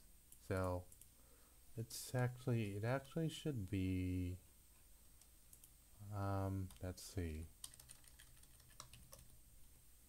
217 is the product of, so the deciphered would be C something, so C in front of it would be this. So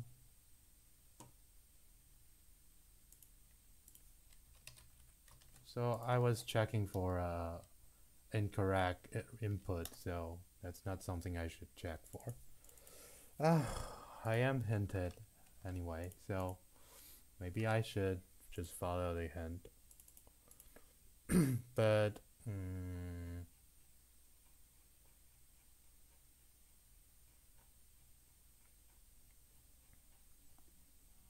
so yeah, I was suspicious of that this CCC case would cause problem, and I was suspecting that it is the only case that I need to take care of. So that's why I have this f first equals to second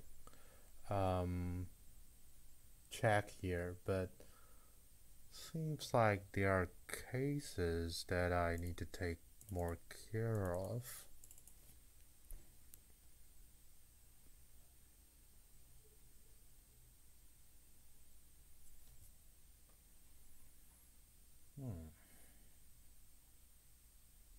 So let's go through the algorithm again. So what I am basically doing would be I get the ciphertext, then we split it into like where am I? We get a list of ciphered array, ciphered big integer. It's not actually not array, but I'm not going to refactor it now, as long as it's good. So we get the ciphered big integer list. Then we go into it. We try to do relative GCD to the two items. And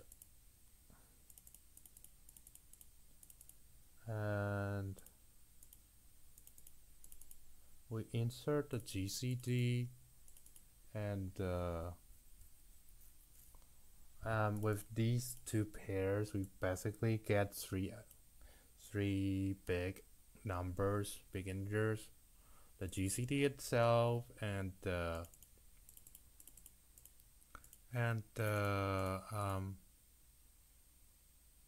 j plus 1. So it's the common product of the ciphertext of the neighboring one, because they always have one.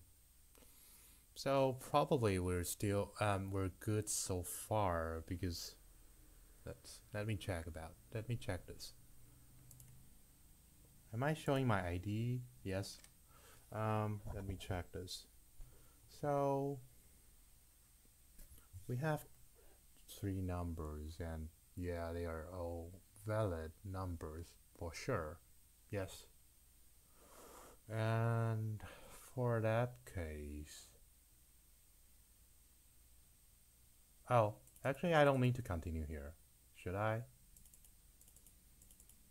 Maybe no. I can because yeah, there is no value of doing it.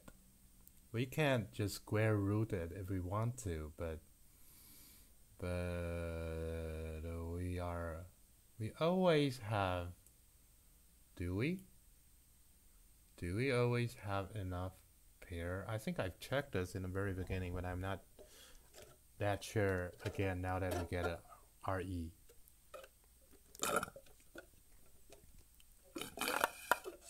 Let's see. So it is promised that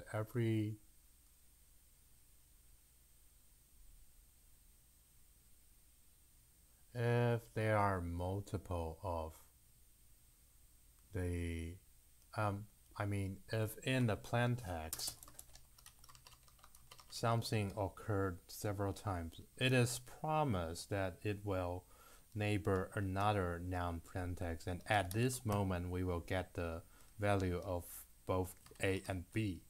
So we don't need to care about that A for sure. Right? Wait.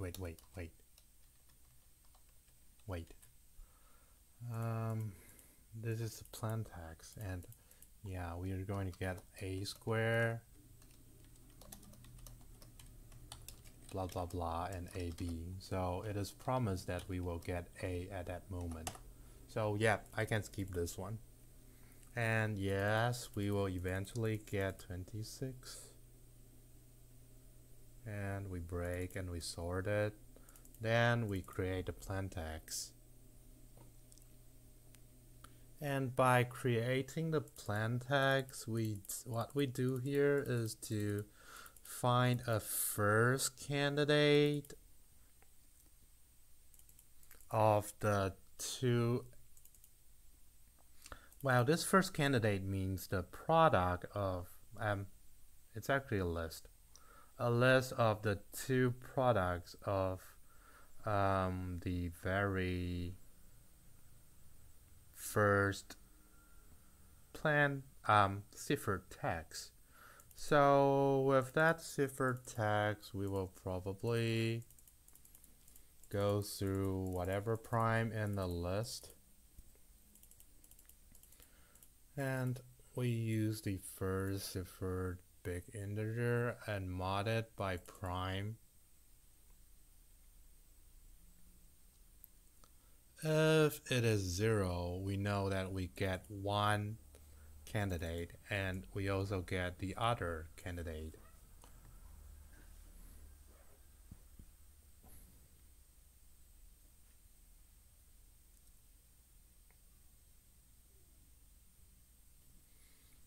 So with these two candidates, these two can be identical or not, but anyway, with these two candidates, let's insert prime pi. We want to get the, which one is first? Well, these two are all candidates of the first plain text.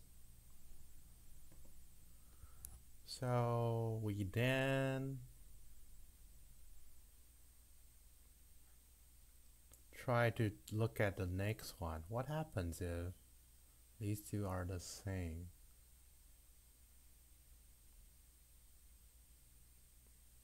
It does not really matter. Okay, so let's take a look at the possibilities here. It could be that AA,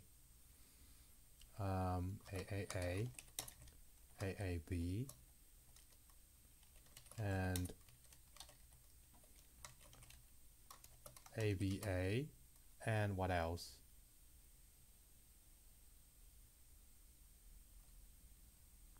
ABB. BBB is identical to AAA. So for this case, this is a plain text. For this case, we will get A times A, A times A, A times A, and A times A. Right? Now actually just two of them. And for this case, we'll get A times A times B, A times B, A times B, A times B, B times B. So basically, for this case, is it working? We will get two identical AA in a list. And here we get the,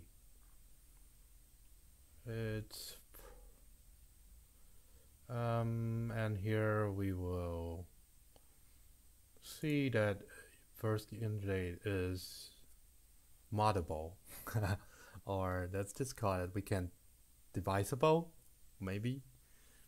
And so we append the prime to first candidate 1. Is this correct? We know that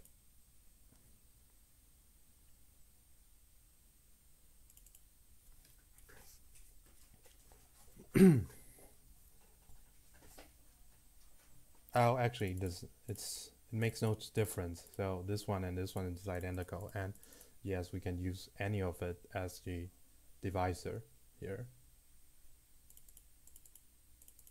Why is it list here? Wait. Oh, okay. Wait. Why?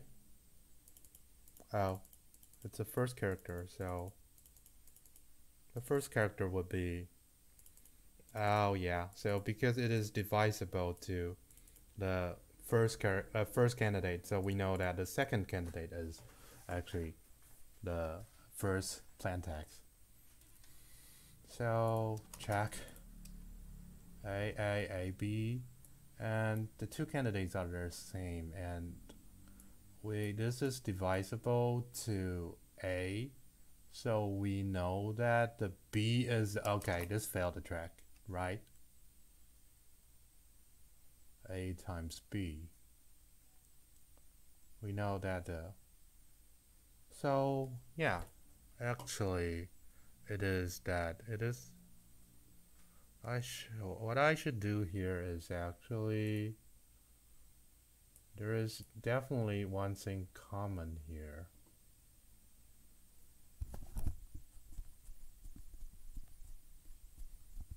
Okay, I failed a lot of cakes actually.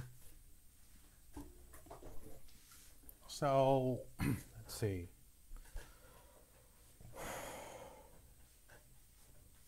A, B.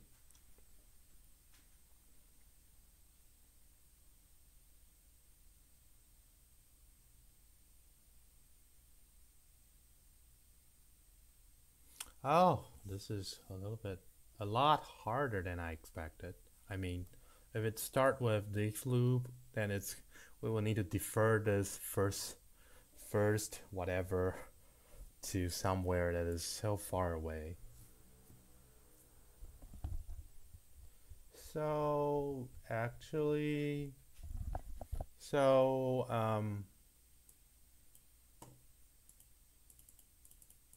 we actually, actually it's a little bit easier.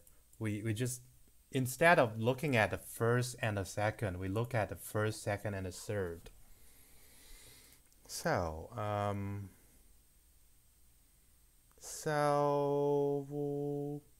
yep, that's the main reason. Yeah, I think looking at 3 is enough.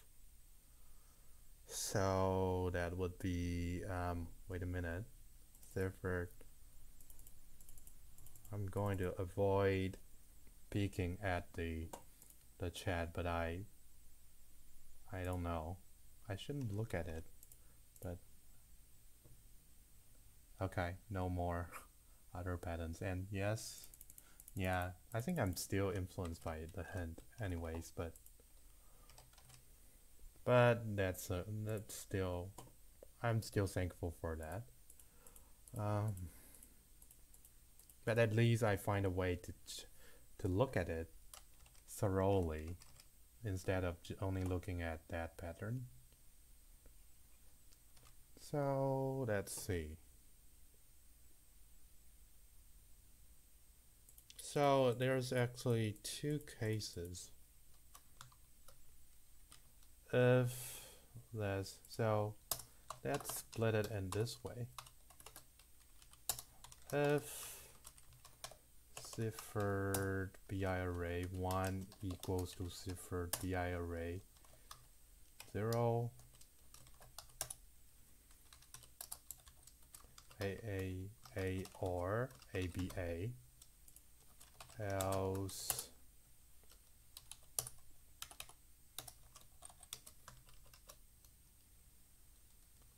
AAB or ABB.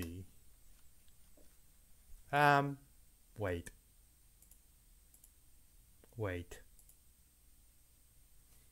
Or ABC.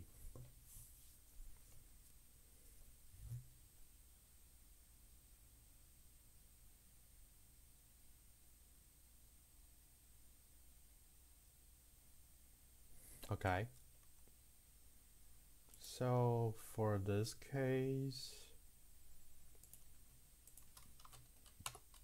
so my initial algorithm is only applying for AAB, I guess, which is not quite enough, but I think it can be slightly altered to apply to AAB, ABB, and it's applying to ABC as well.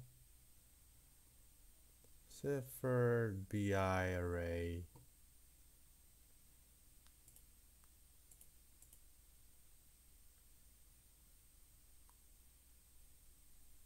if ciphered BI array 1 mod ciphered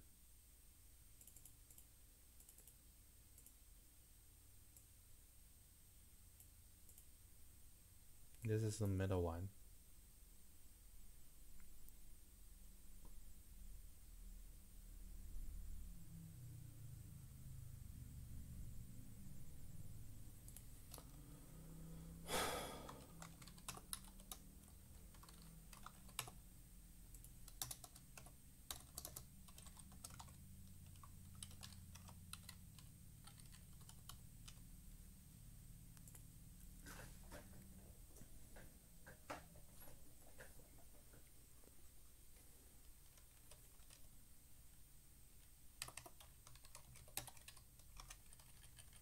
ABC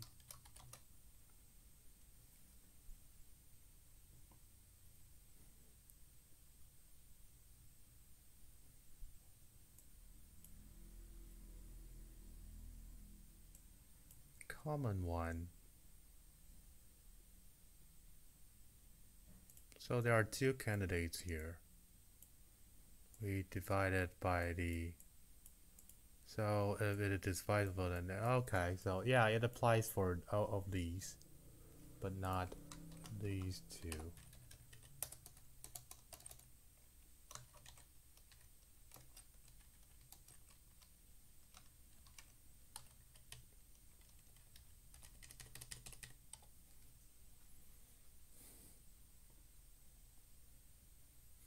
They're not applying for these two, right?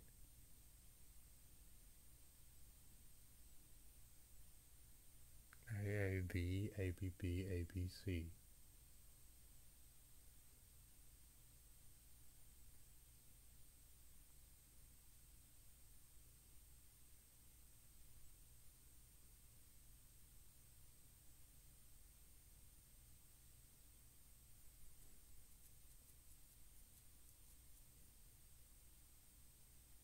So for that case, we will need to know who is A and who is B, and we don't know yet, right?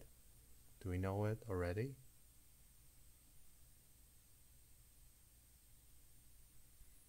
It could be ABA or BAB because it's... Oh yeah, so we can't just look at the 3 characters. It's not enough. Just not enough.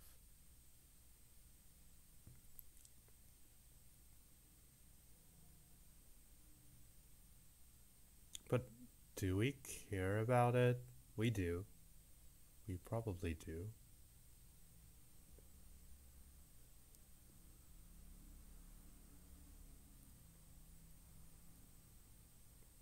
Can we cipher that later? I think we can. So if we cipher from one end,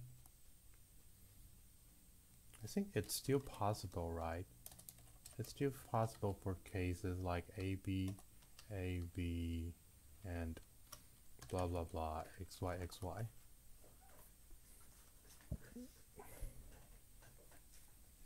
So no, we need to cipher from the very middle. But how? Or at least we need to cipher when we found one noun AB. So we need backtracking. That's a little bit hard.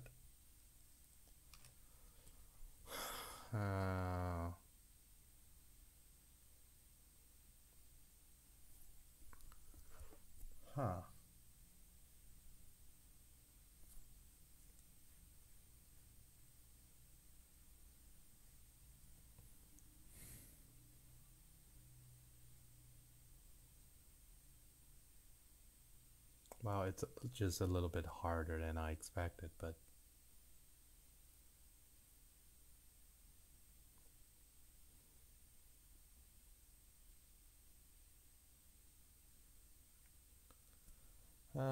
A, B, A.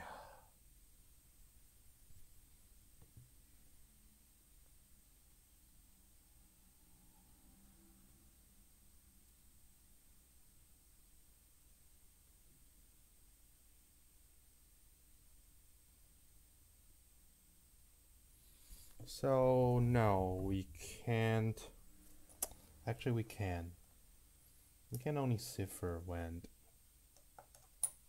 We can only decipher. We can decipher at the places where.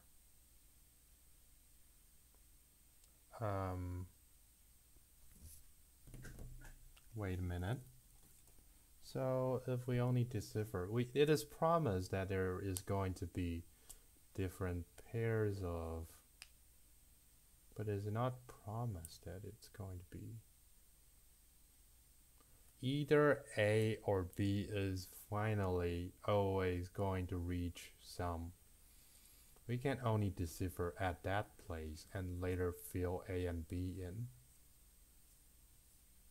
So if ciphered BI array is identical, either there is a AA, and yes, this can be deciphered, but we are unsure if it's actually we can do the square root, but actually we don't care about this because it is promised that A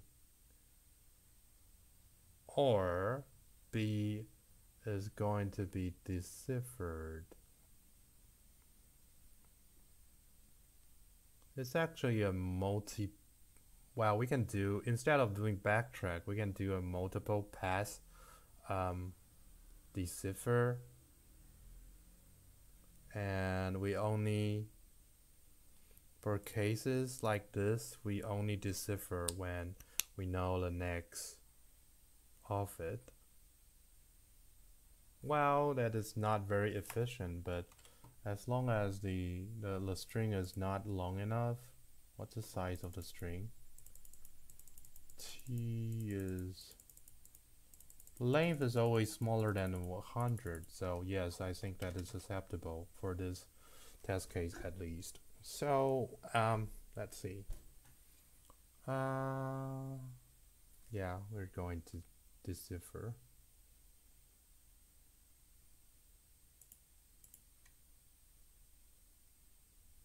So how about that?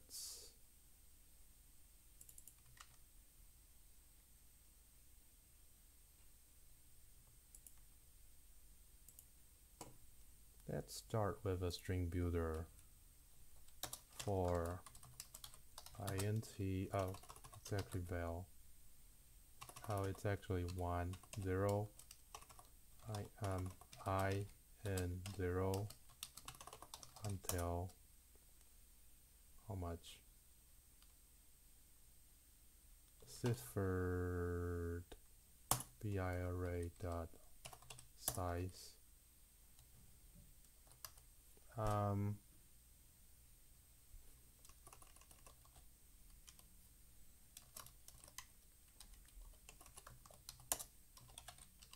and a star.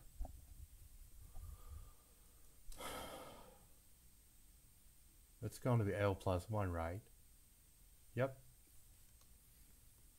So with that,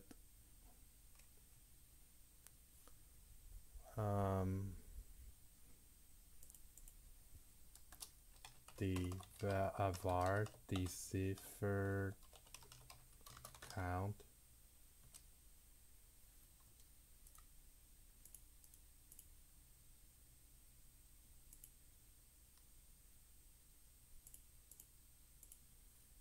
which is 0. Wow. Decipher count is not equals to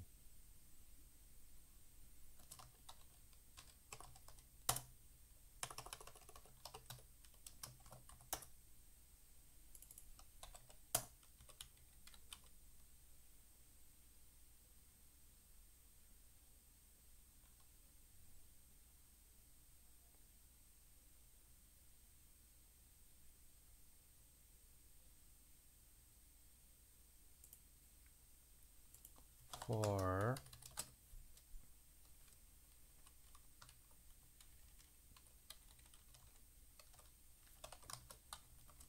uh,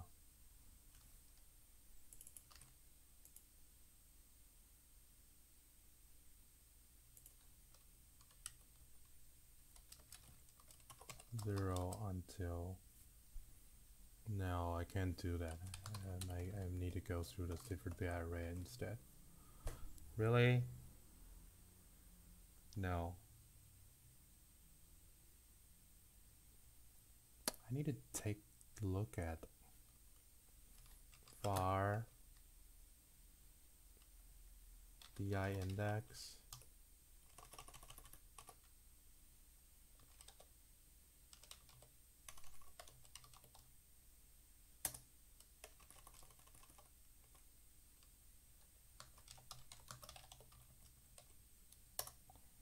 Start from 0 and what happened next?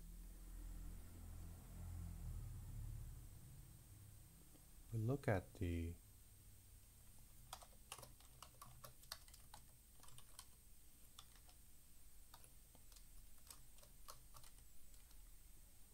okay, let's do it easily. Just keep the logic I have.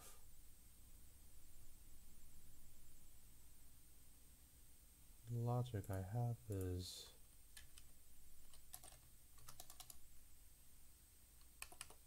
nope.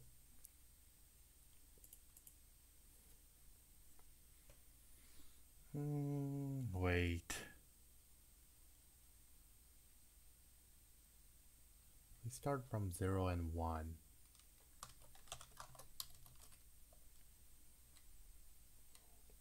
I n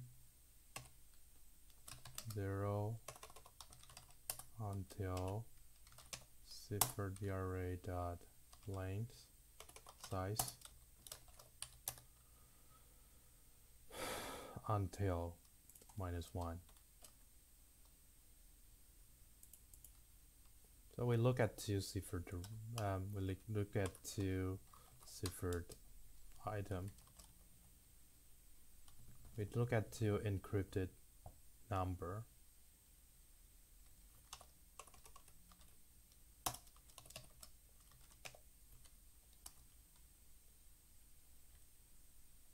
If they are identical, then we only cipher it if we have one that is known. I think I'm making it a lot a lot more complex than it could be, but this is the best way I can think of now. If ciphered BI array I equals to I plus 1, decipher only 1 is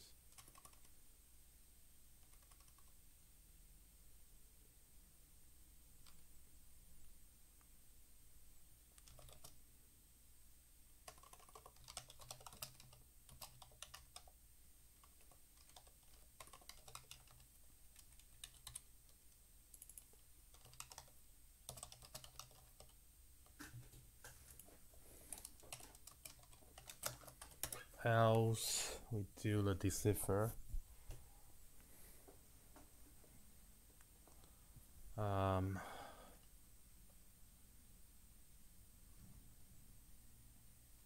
G equals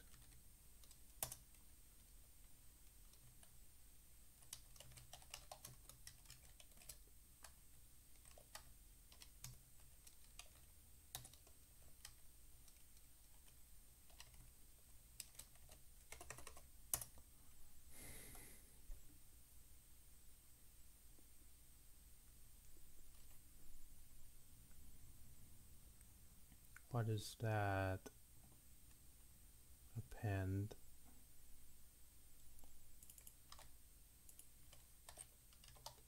set the index would be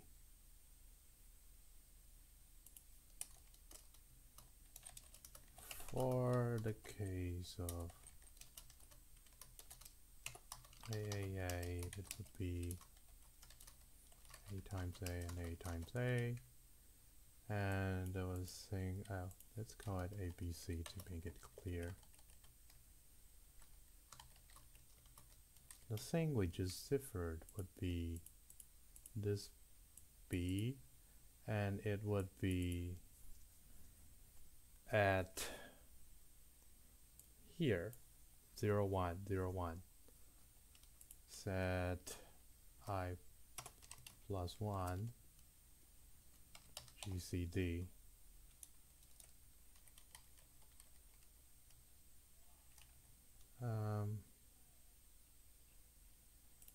Prime to plain text.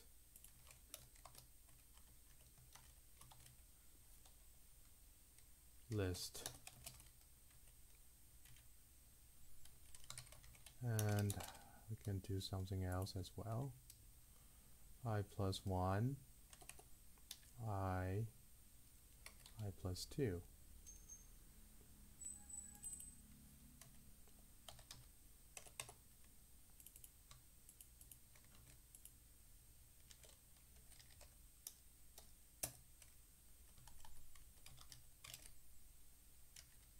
That's I, and that's I plus 1.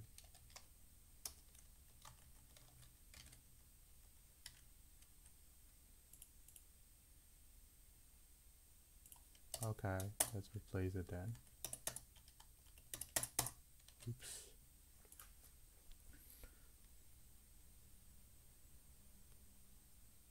GCD former divided by GCD, and the latter divided by GCD. What else? Decipher only when part of these is deciphered.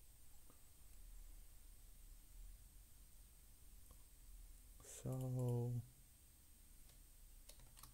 if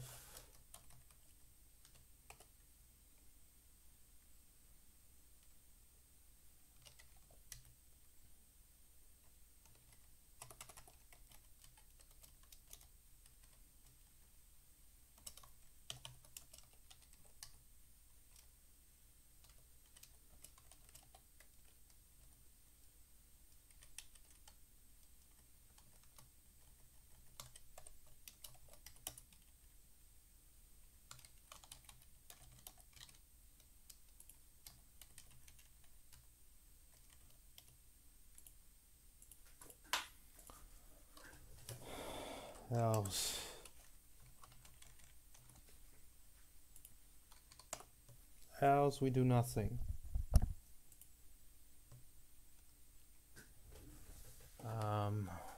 If I plus 1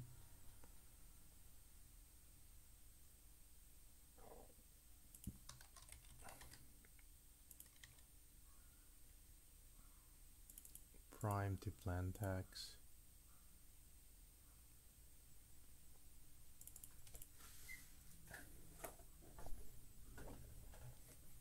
It's actually impossible for SBI equals to.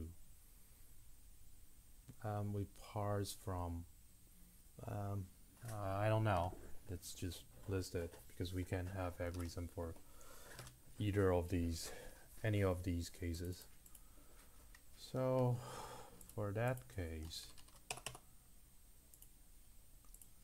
I would be ciphered BI array I divided by, that's the middle of it, so we need a counter example.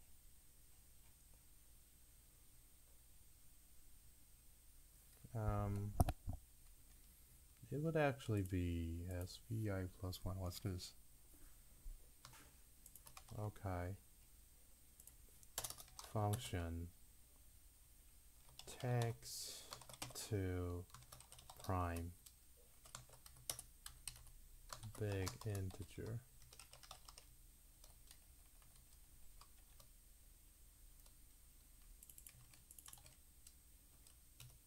And we take a list and a character.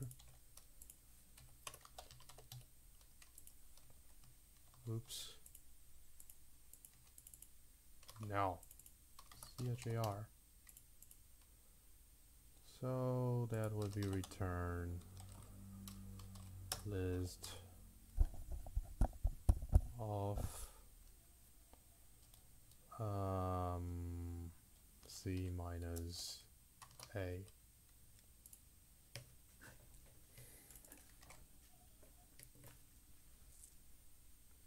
Where were we? Big val bi equals to text to prime SBI plus 1. Oh, list.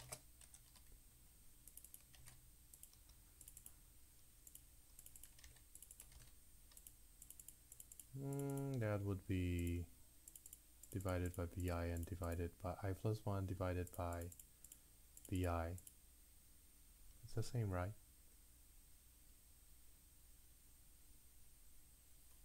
Yep. So for these cases, I and I plus 2, that would be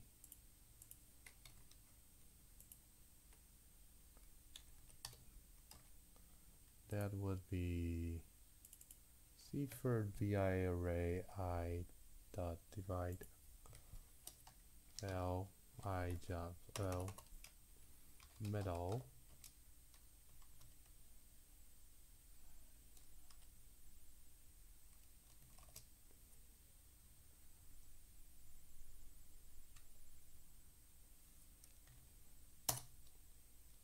dot divide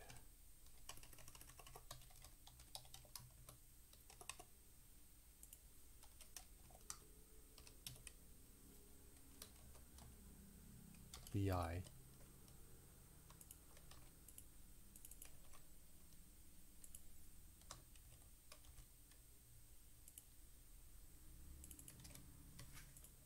Oh, let's just rename it to GCT.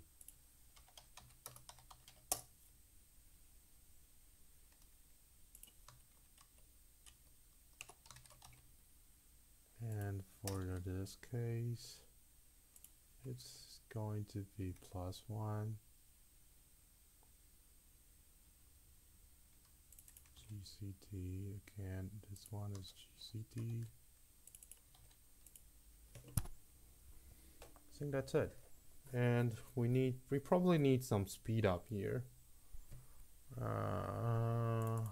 That would be for cases that we know that everything is deciphered.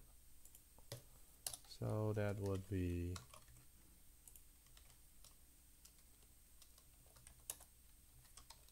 continue.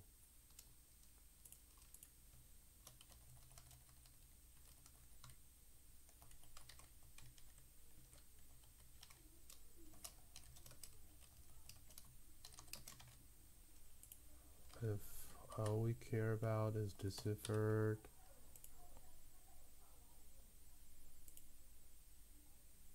We just keep it.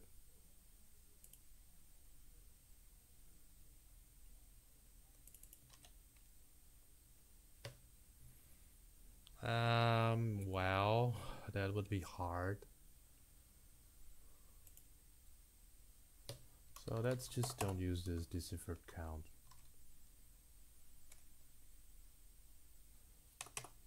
Method. Let's use this SV contains.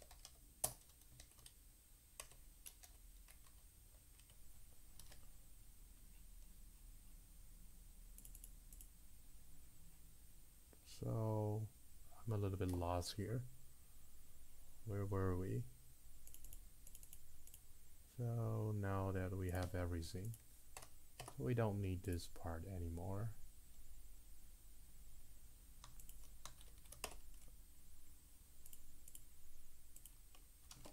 Let's try again. Let's try the sample test case again. It is very likely that I have just screwed something, but I didn't. So let's take a look at it.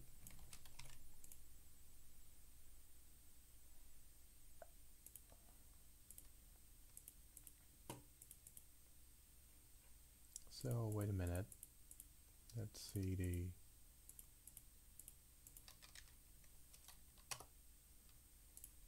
yep, it's still identical. So let's create a test case where we have that ABA. So that would be adding another J in front of that.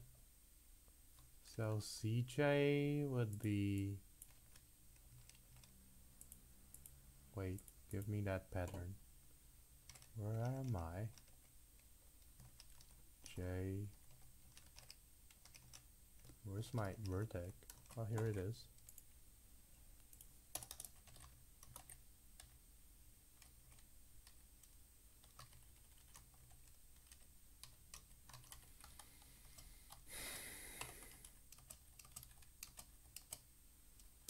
Actually, I would slightly prefer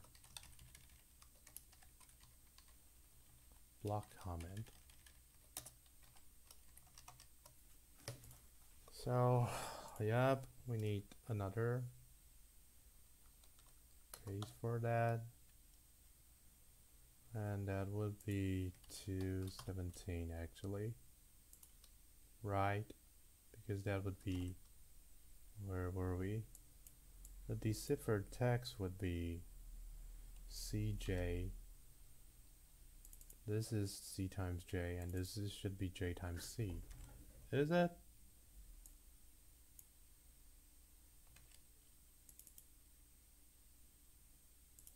So C is 7, I guess.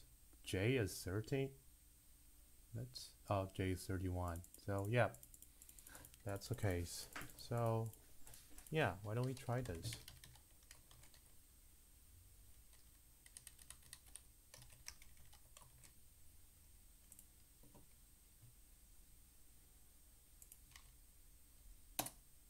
JCJ, okay. Seems like everything could be solved.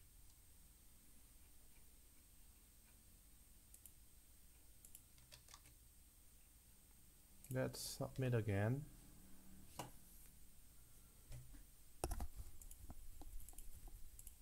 I can finally look at it, the chat now.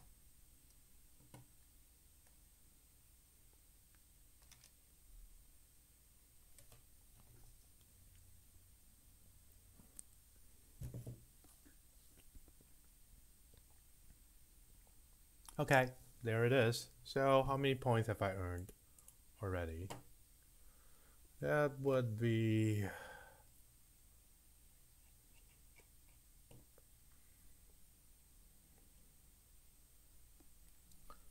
2 appends. Oh, there are penalties. Oh, penalties are only for time, right? Hopefully. So I already got 40 points, and Where can I see my ranking? Oh, here it is. Come on, give me right ranking.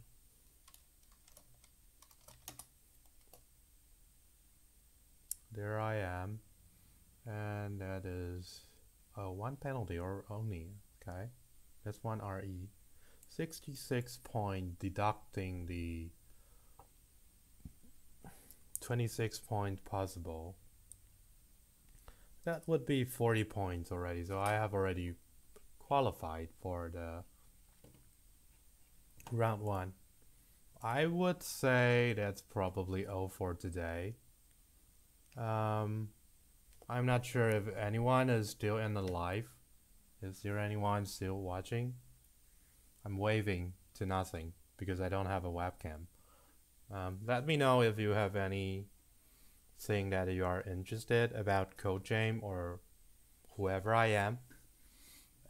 Or I'm going to just stop this streaming in like about 5 minutes or so, or maybe even shorter,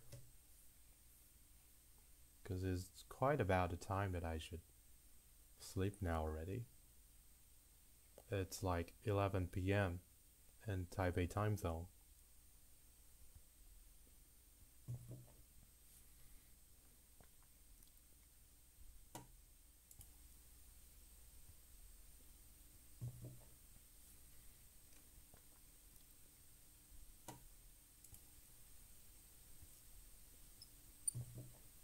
Yep, I don't see anyone chatting in a chat.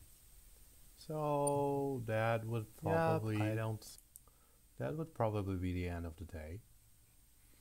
So that would be the whole casting for today, and I hope you guys enjoyed the live. And happy code jaming, and hope you guys all pass through get through, and hope you guys get to the round 1 and further on. Bye guys.